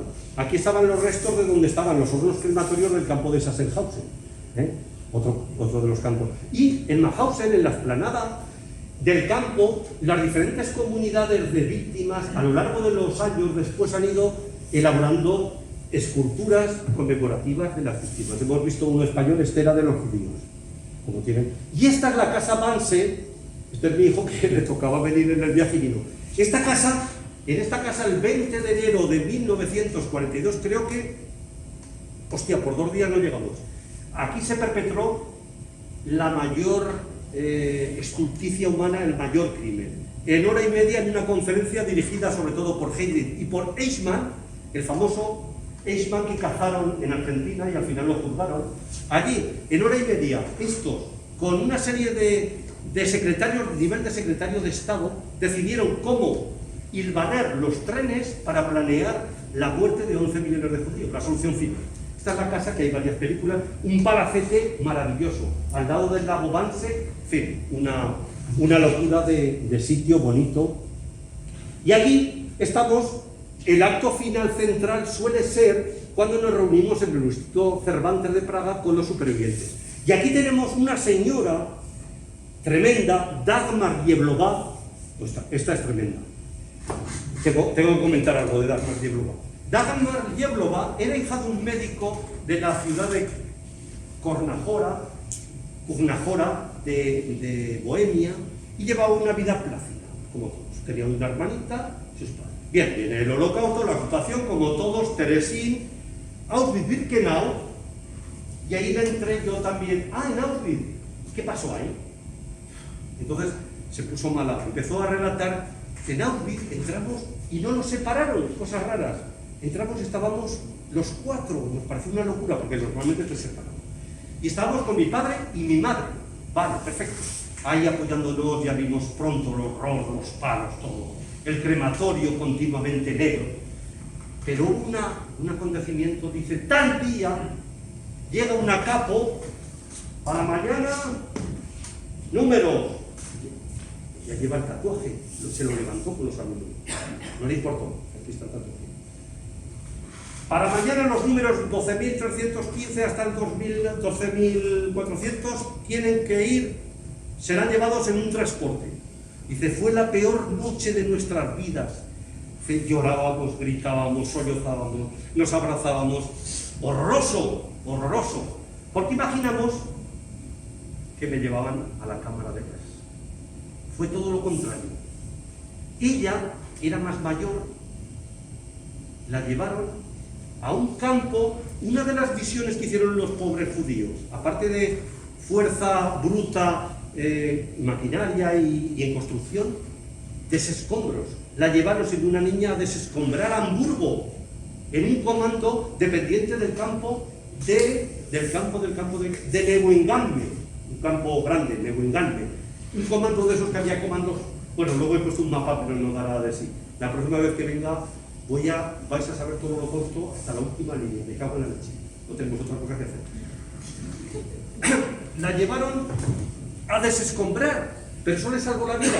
Al día siguiente su padre, su madre y su hermanita ha tenido una hija, esta señora, y le puso el mismo nombre que la niña, la cámara de gas. O sea, eso que creyeron una selección para ella fue la salvación temporal. Pero estuvo allí desescombrando, y cuando ya la guerra iba y era un cadáver, andando llegó al campo de Bergen-Belsen, el de Ana Frank. Todo el mundo conoce a Ana Frank, ¿verdad? Campo de Bergen-Belsen. Ese campo, originariamente, a propósito de la tipología de los campos, es un tema complejísimo. Bergen-Belsen, cuando se creó, es un campo alemán, era para alemanes, pero metieron judíos de posición económica porque hubo un intento, en cierto momento de la guerra, de tener unos judíos ricos de cara a hacer, ¿cómo se llama? Intercambio. O sea que, en principio, después fue el gran sumidero de muerte. El gran sumidero de muerte. ¿Por qué? Porque todas las marchas de la muerte confluyeron en el centro de Alemania. Y entonces, Bergen-Belsen, las fotos de las excavadoras, porque se repiten mucho los temas, las de cadáveres, eso es Bergen-Belsen. Y allí muere Ana Frank. Y digo, ¿y usted? Yo, de facto, igual que Ana Frank. Yo estaba en un barracón lleno de cadáveres. Y yo estaba ya cogiendo el tifus, que fue pandémico, y vi los soldados británicos liberadores, pero no tenía ni fuerzas ni para levantar la mano ni para hablar. Estaban muriendo todos, miles. Dice, pero un soldado británico, qué preciosidad tiene la vida, vio que mis ojillos se movían, y me recogió de entre los cadáveres, dice, y me llevó a una ambulancia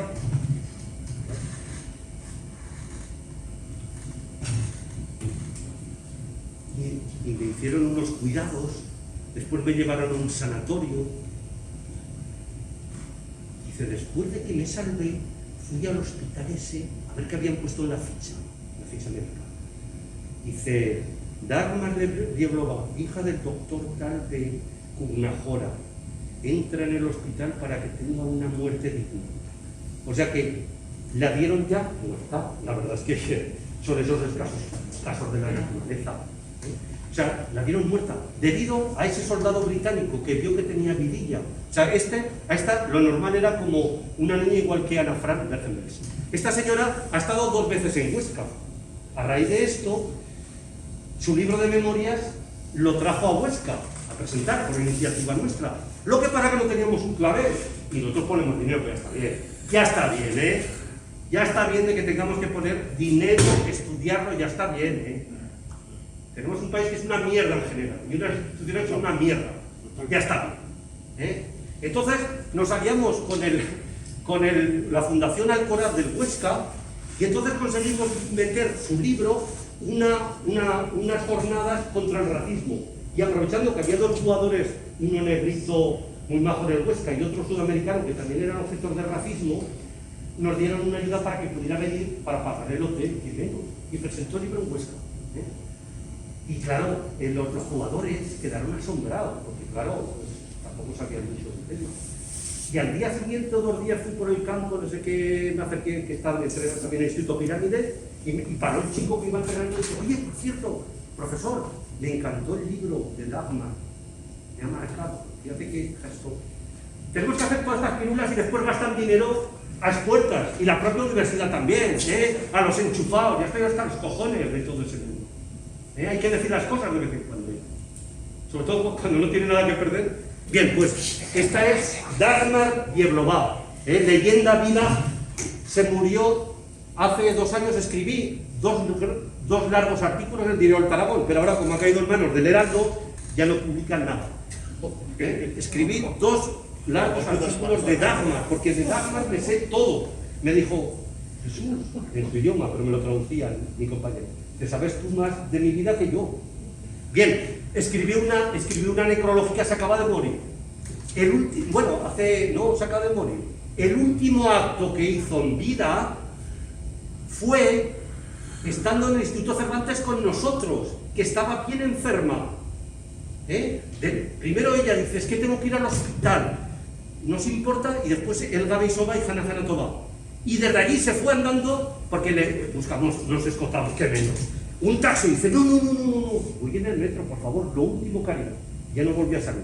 Su último acto de denuncia del holocausto fue con los alumnos de Huesca. Y estas cosas, ¿por qué están dando gilipollas continuamente conferencias leyendo que me da vergüenza leyendo ahí? ¿Por qué? Subvencionadas y pagadas. ¿Qué pasa en este país? Ya está bien. Bien. ¿Qué hora tenemos? No tengo ni idea.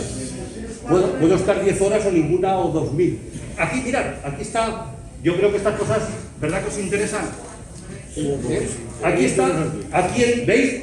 Esto nos encontramos en Praga. Esta de aquí, la chica joven de atrás, es una profesora de un colegio que habla en español en Praga. Joder, un día fuimos con los alumnos, el gimnasio Natalayi, nos representaron una obra de García Lorca que nuestros alumnos dijeron, me cago en la puta, si hablas mejor que nosotros, una obra que te cagas. Pues esa profesora también nos acompañó. Bien, estamos en enero del 2017, este es el segundo viaje en febrero del 2017, sin dietas y sin nada, porque en mi instituto me raquetearon eso, surgió una dinámica de profesores que quisieron ir, ¿verdad? ¿Vosotras estabais? ¿No estabais vosotros? Y entonces nos llevamos a varios institutos de Monzón, de Barbastro y Sierra de Guara de Huesca. Y entonces está en la entrada del campo de Teresi. Pero veis, ya introdujimos otras novedades. Cesque Budejovice, una ciudad muy importante, Lidice, Elga Hanna, María Dolezalova. Allí quiero llegar. María Dolezalova es la que he dicho que fue entregada en adopción de Lidice. Esta es la señora.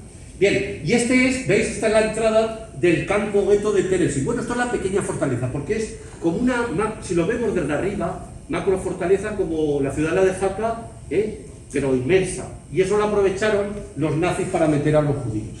Y aquí otra vez el monumento, aquí es donde mi amigo José San Agustín, de los gaiteros, que está allí, que siempre le cuesta dinero todo lo que hace. Mirad, esos somos del mismo club. Y tocó en uno de los viajes. Este es el monumento, ¿veis? El que ya hemos comentado anteriormente. Y este es Gusen. Gusen, si consultáis los muertos, pone casi siempre Gusen Mauthausen. ¿Y eso qué es? Es que Mauthausen, los campos principales, tenían un archipiélago de comandos, de campos, de pendientes. Gusen había otras canteras. Entonces, la mecánica de los prisioneros, según han comentado todos los historiadores y sobre todo todas las víctimas, es lo siguiente: los exprimían en las canteras de Mauthausen, pero cuando ya eran así, los llevaban a Gusen y allí los solían rematar. Entonces casi todos están muertos en Gusen. Y de hecho había una gran trituradora, porque en el argot de los prisioneros lo llamaban el molinillo de huesos, porque jugaban con la idea de que allí eran huesos y los molían, y con la idea de que había una gran trituradora para hacer áridos, para hacer gravas, porque hay unas canteras buenísimas de granito. Entonces, pues y esto es lo que queda, atención, también los austríacos tela la sensibilidad. Eso es lo único que queda de Gusen, porque todos son chalés, ¿lo habéis visto? Chalés. Y un prisionero italiano compró una parcela recuperó los hornos crematorios de Gusén y lo trasladó, pero en una parcela y al lado todo Chávez. Hombre, coño. Sí. Y este es el interior, lo que he dicho, el atentado de Heydrich. Los famosos paracaidistas que acabaron con Heydrich se escondieron en una iglesia. Después de dar tumbos por todo Praga, se escondieron en una iglesia ortodoxa, San Cirilo y San Metodio, una grita y unas películas tremendas, os las recomiendo porque reproducen exactamente. Y al final, cuando los localizaron, ellos dijeron, sí, vais, pero moriréis muchos. En la entrada, veis, por aquí, era solo una entrada, aquí está la iglesia encima, es la cripta. Entonces estaban así. ¿Qué ocurrió? Que joder, que entraban pero morían. Entonces, ¿qué hicieron? Por los agujeros que luego veremos, les pusieron unos grandes mangueras y los ahogaron. Este es... Sí, son muy majas las dos. Hay dos películas muy interesantes. Y aquí ya estamos, pues por ejemplo, seguimos siendo febrero, ¿veis? Este es uno de los complejos, este es el crematorio, el 2 o el 3, que son sinónimos, son iguales de estructura. Era un subterráneo, abajo lo que decía, el subterráneo donde se vestiría, hacía una curva que era una nave donde estaba la cámara de gas, y después, en la parte de arriba, para que lo subieron, en la parte de arriba estaba lo que eran los crematorios. Con un montacargas subían los carros. Bien, pues eso. Aquí también nos fuimos a interesarnos con la Fundación Václav Havel en... Sí, este es mi compañero. Y este es un cantante que por mediación de mi compañero vino a Huesca gratis a cantar. Joder, y después tenemos unos técnicos de cultura de puta madre que meten un montón de pasta y después son reconocidos. No nos dijeron ni Dios te guarda, ni gracias, ni a él ni a nosotros. Porque mi amigo habla chico. En fin, no sé ni cómo vivimos. Quiero decir, lo que no sé es cómo no nos ha exterminado la gente con cara. Bien, aquí son profesores de los institutos, pues tomen un salto. Y aquí, con Dagmar Diebloval, esta chica de rojo es la que nos hace traductora, gratis, por supuesto. Esta es la obra de mi compañero. Pero qué casualidad. Ah, de Huesca. Es gran especialista en la cinematografía de Carlos Saura. Carlos Saura Tarés, como mi primo y como yo. Y es la gran especialista. Y era íntima amiga de Geraldine Chaplin. Pues ¿cómo funcionamos? Pues utilizando a la gente así, por causas nobles. Y aquí está con Dagmar. Esta señora después representó al colectivo de judíos, porque esta fue catedrática de alemán. Y le dijimos, pero bueno, el idioma de la muerte. Dice, hijo mío, en aquellos momentos solo nos financiaban la RDA comunista, el alemán. Y estudió y se hizo catedrática de alemán. Una paradoja, ¿verdad?, de la cosa. Y aquí está María Dolezanova. Esta es la abuelita, esta es la que os he dicho, que sobrevivió a la matanza de Lídice, que la entregaron en adopción, etcétera, etcétera. Y esta es. En el nuevo poblado de Lídice, en la biblioteca, tal. Esto lo tengo explicado en detalle en otras presentaciones, pero aquí solamente voy... Y esta es la fotografía que creo que muy bien has elegido. ¡Qué listo eres! Hostia, es curioso. Los profesionales, hay algo. Esta fotografía la hizo una fotógrafa profesional que vino con nosotros. y le salió cuadrada la simetría, es la que tú has elegido. Bien, pues en este viaje, en febrero del 2008, ya incorporamos nuevas cosas. Siempre introducimos algo. Cracovia, con el campo de Plazov. La película de la lista de Schindler, a los alumnos la machacamos a tope. Y después en el viaje también. Y en Cracovia, yo tengo una presentación larga donde todos los escenarios de Cracovia están hechos ahí. Y los parados, y los vemos ahí. El campo de Plazov con Amon Goth y con todo. Plazov, Elga, Hanna, Dagmar, ostras, y introducimos dos supervivientes más. Carol Tendera, que hay una anécdota muy buena, luego lo vemos, porque era un señor con 97 años, superviviente polaco. Cuando quieran que me pare, me paro, yo lo que queráis, yo puedo estar 10 días, 5 minutos, lo que queráis. Pero creo que estas lecciones no las tenemos que olvidar, porque estas lecciones, el Holocausto, Timothy Snyder, otro de los grandes libros, fíjense si soy ingenuo que he traído materiales hasta para informar. Uno de los libros, Tierra Negra, Timothy Snyder, viene a decir, no nos engañemos, el Holocausto no hemos hecho la digestión. El Holocausto como advertencia. Pronto puede surgir de nuevo un país que quiera ser hegemónico y que considere que necesita su espacio vital. China está comprando montones de territorios en África, poblaciones enteras, provincias enteras. No nos engañemos, el Holocausto no está tan lejos. también el pueblo alemán era justo. Pues Timothy Snyder dice una palabra que creo que debemos tener. Dice, la historia del Holocausto no se ha acabado, su precedente es eterno y la lección no se ha aprendido. El Holocausto no es solo historia, es advertencia. Y por eso no tiene que ser solo materia de estudio, tiene que ser materia vivida, sentida. Pues bien, esta fotografía es la puerta de entrada a Birkenau, los trenes, es una estación muerta al final, y aquí se produjo el gran Holocausto. Bien, este ya, 2018 también, lo que hemos dicho, el campo de Plazó, que es el campo que sale Amon God, que sale en la película La lista de Schindler, ese sádico que mata a los prisioneros, ¿recuerdan? Ese es Amon God. Y ese operaba en un campo de trabajos forzados que se llama Plazó, escrito Piazzo, dicen ellos, Plazó, y sigue existiendo los restos. Y allí no trabajamos mucho ese tema. Pues lo incorporamos.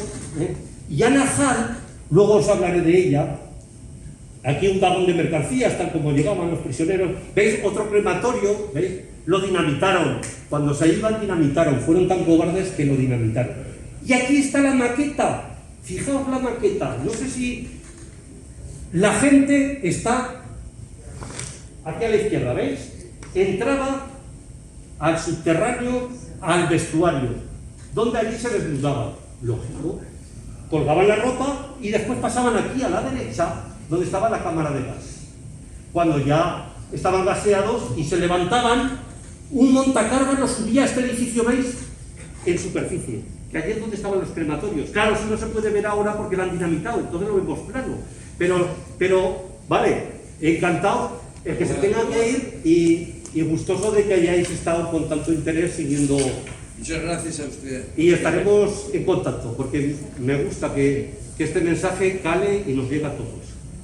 Bien, y veis, aquí está la cámara de gas, se subían en un montacargas, el Sonderkommando. Prisioneros, prisioneros, que cada 3 meses los liquidaban a todos, porque esto sí que no tenía que quedar nadie, claro.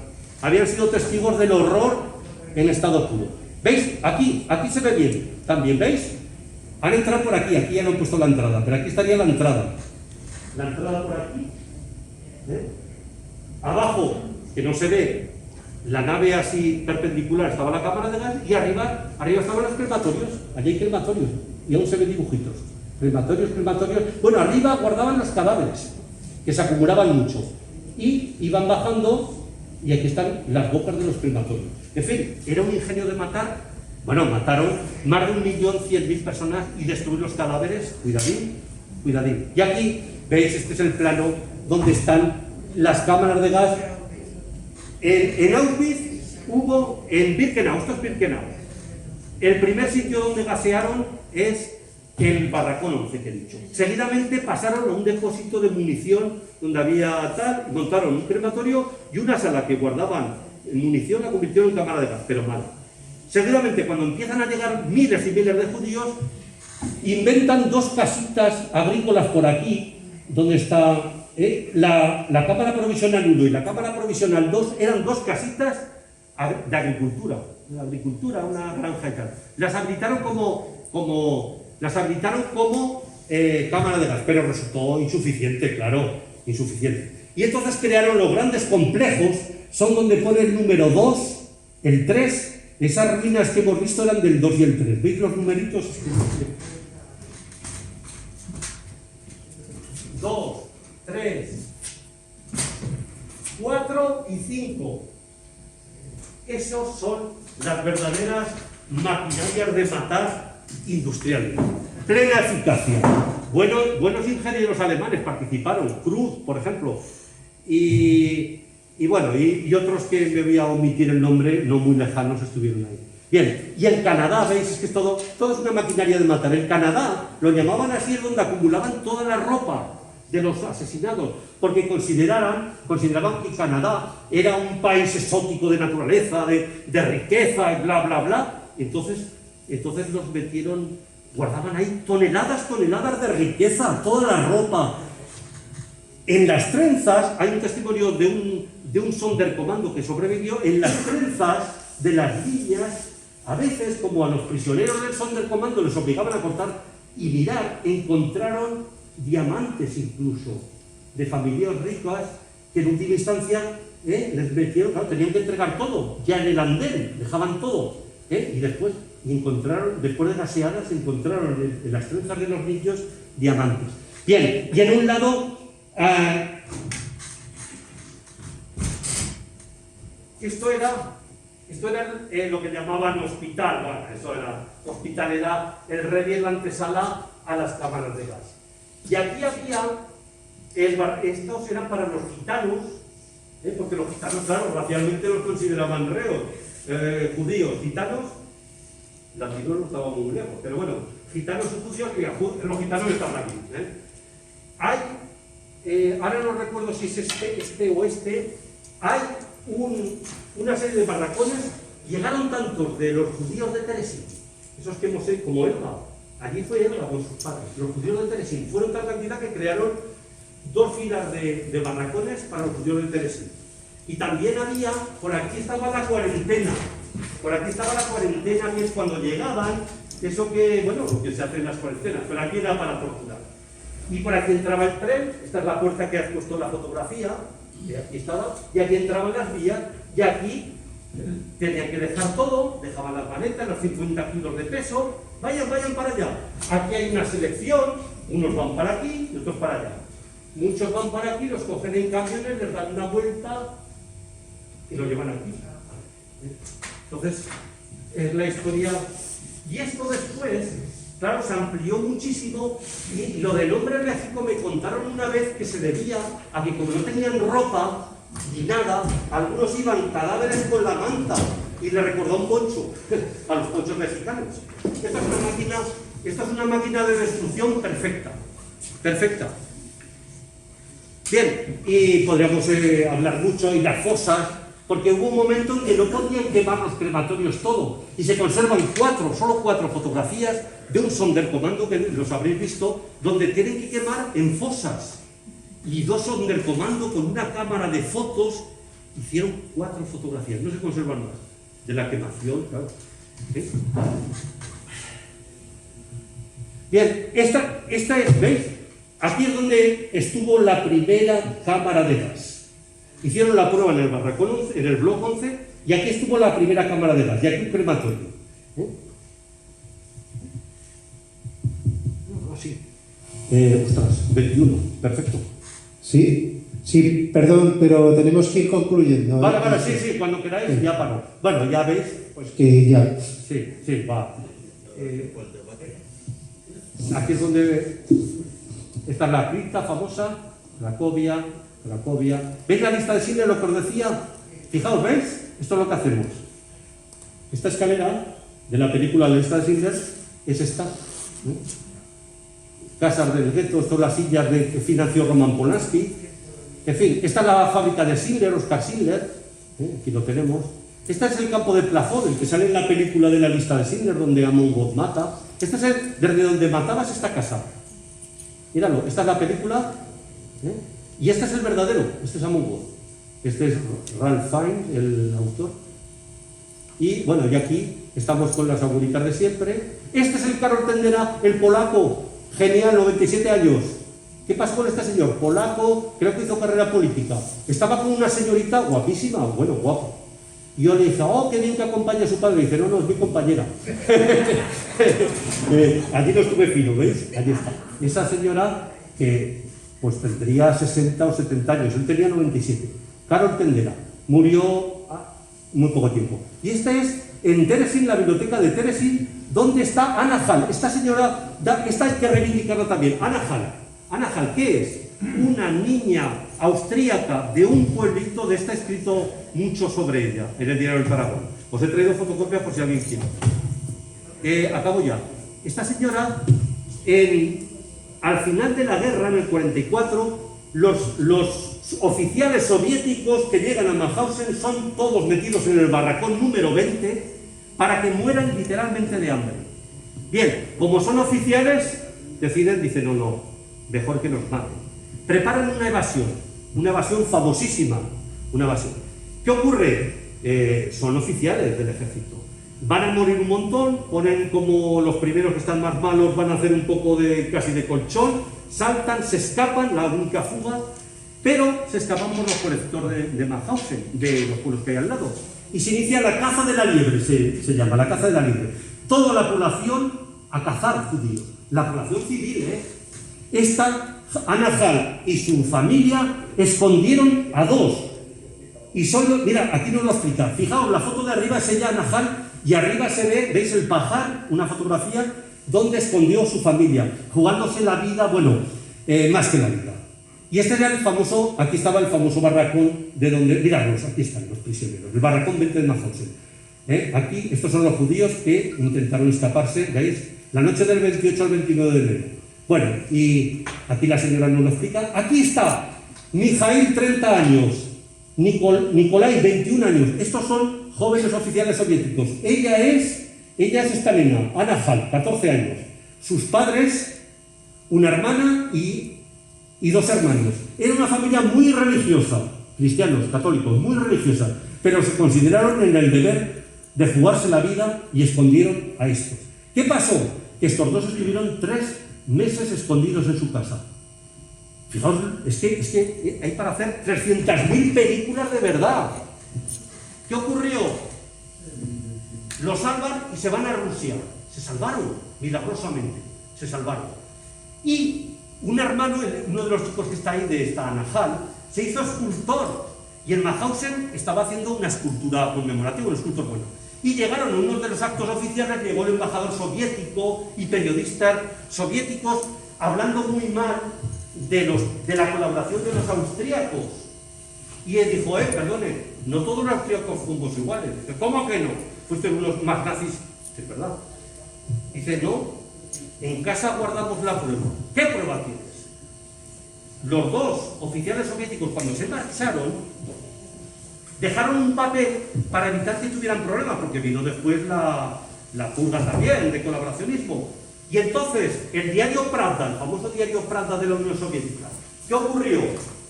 Que entrevistaron, cogieron los papeles y dicen, no se preocupe, localizaremos a estos 2 si siguen con vida.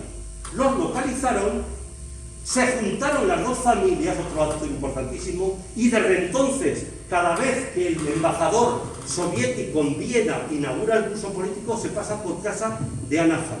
A su manera es una heroína, no es víctima, pero también es una heroína. Jesús, perdona. Sí, no. Perdona, es que a las 9:15 nos dicen que tenemos que terminar y nos gustaría que hubiera alguna intervención, si alguien quiere intervenir desde el público. Si tenéis algún familiar o alguien a quien os oído algo de algo.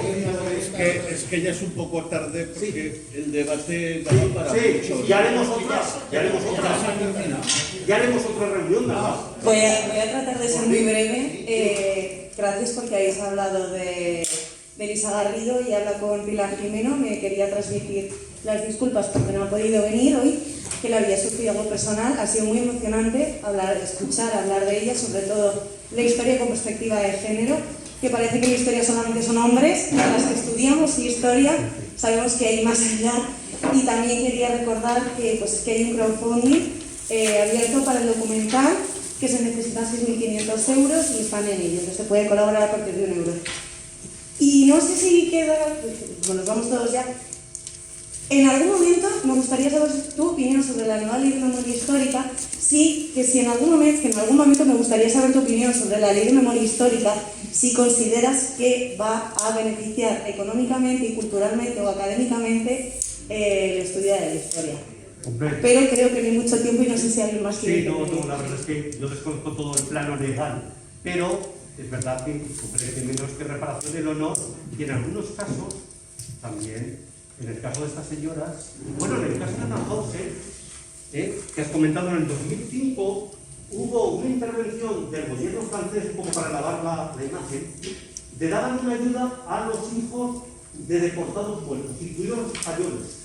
Entonces yo me enteré en 2005 y ¿qué hice? Todos los que yo conocía, hijos, entonces publiqué, me dieron cada uno de otros medios, un artículo con las bases. Y como no lo veían, fui casa por casa de los que conocía y cobraron todos una pensión. O sea que en ese aspecto es un pequeño silver, pero efectivamente la memoria tiene que recuperar pues el honor mancillado y tantas cosas. Otra palabra. Espera, perdona, Rosa. Yo, nada, pues simplemente que leí hace muchos años ya el libro de Mariano Constante, el de los Rojos, y ahí pone que hubo 7.000 prisioneros muertos españoles en el campo de Mauthausen. Yo siempre tenía en mi cabeza que 7.000 o más. Y últimamente veo que cerca de 5.000, que si ahora 4.800 y no sé cuántos. Que si tú lees a la ABC te dice menos de 4.000 en total. No me fío de la ABC. No me fío ni un pelo de la ABC. Yo lo que pienso que a lo mejor pues tienen datos de 4.800 y pico, pero ya en el propio libro lo que decía era que había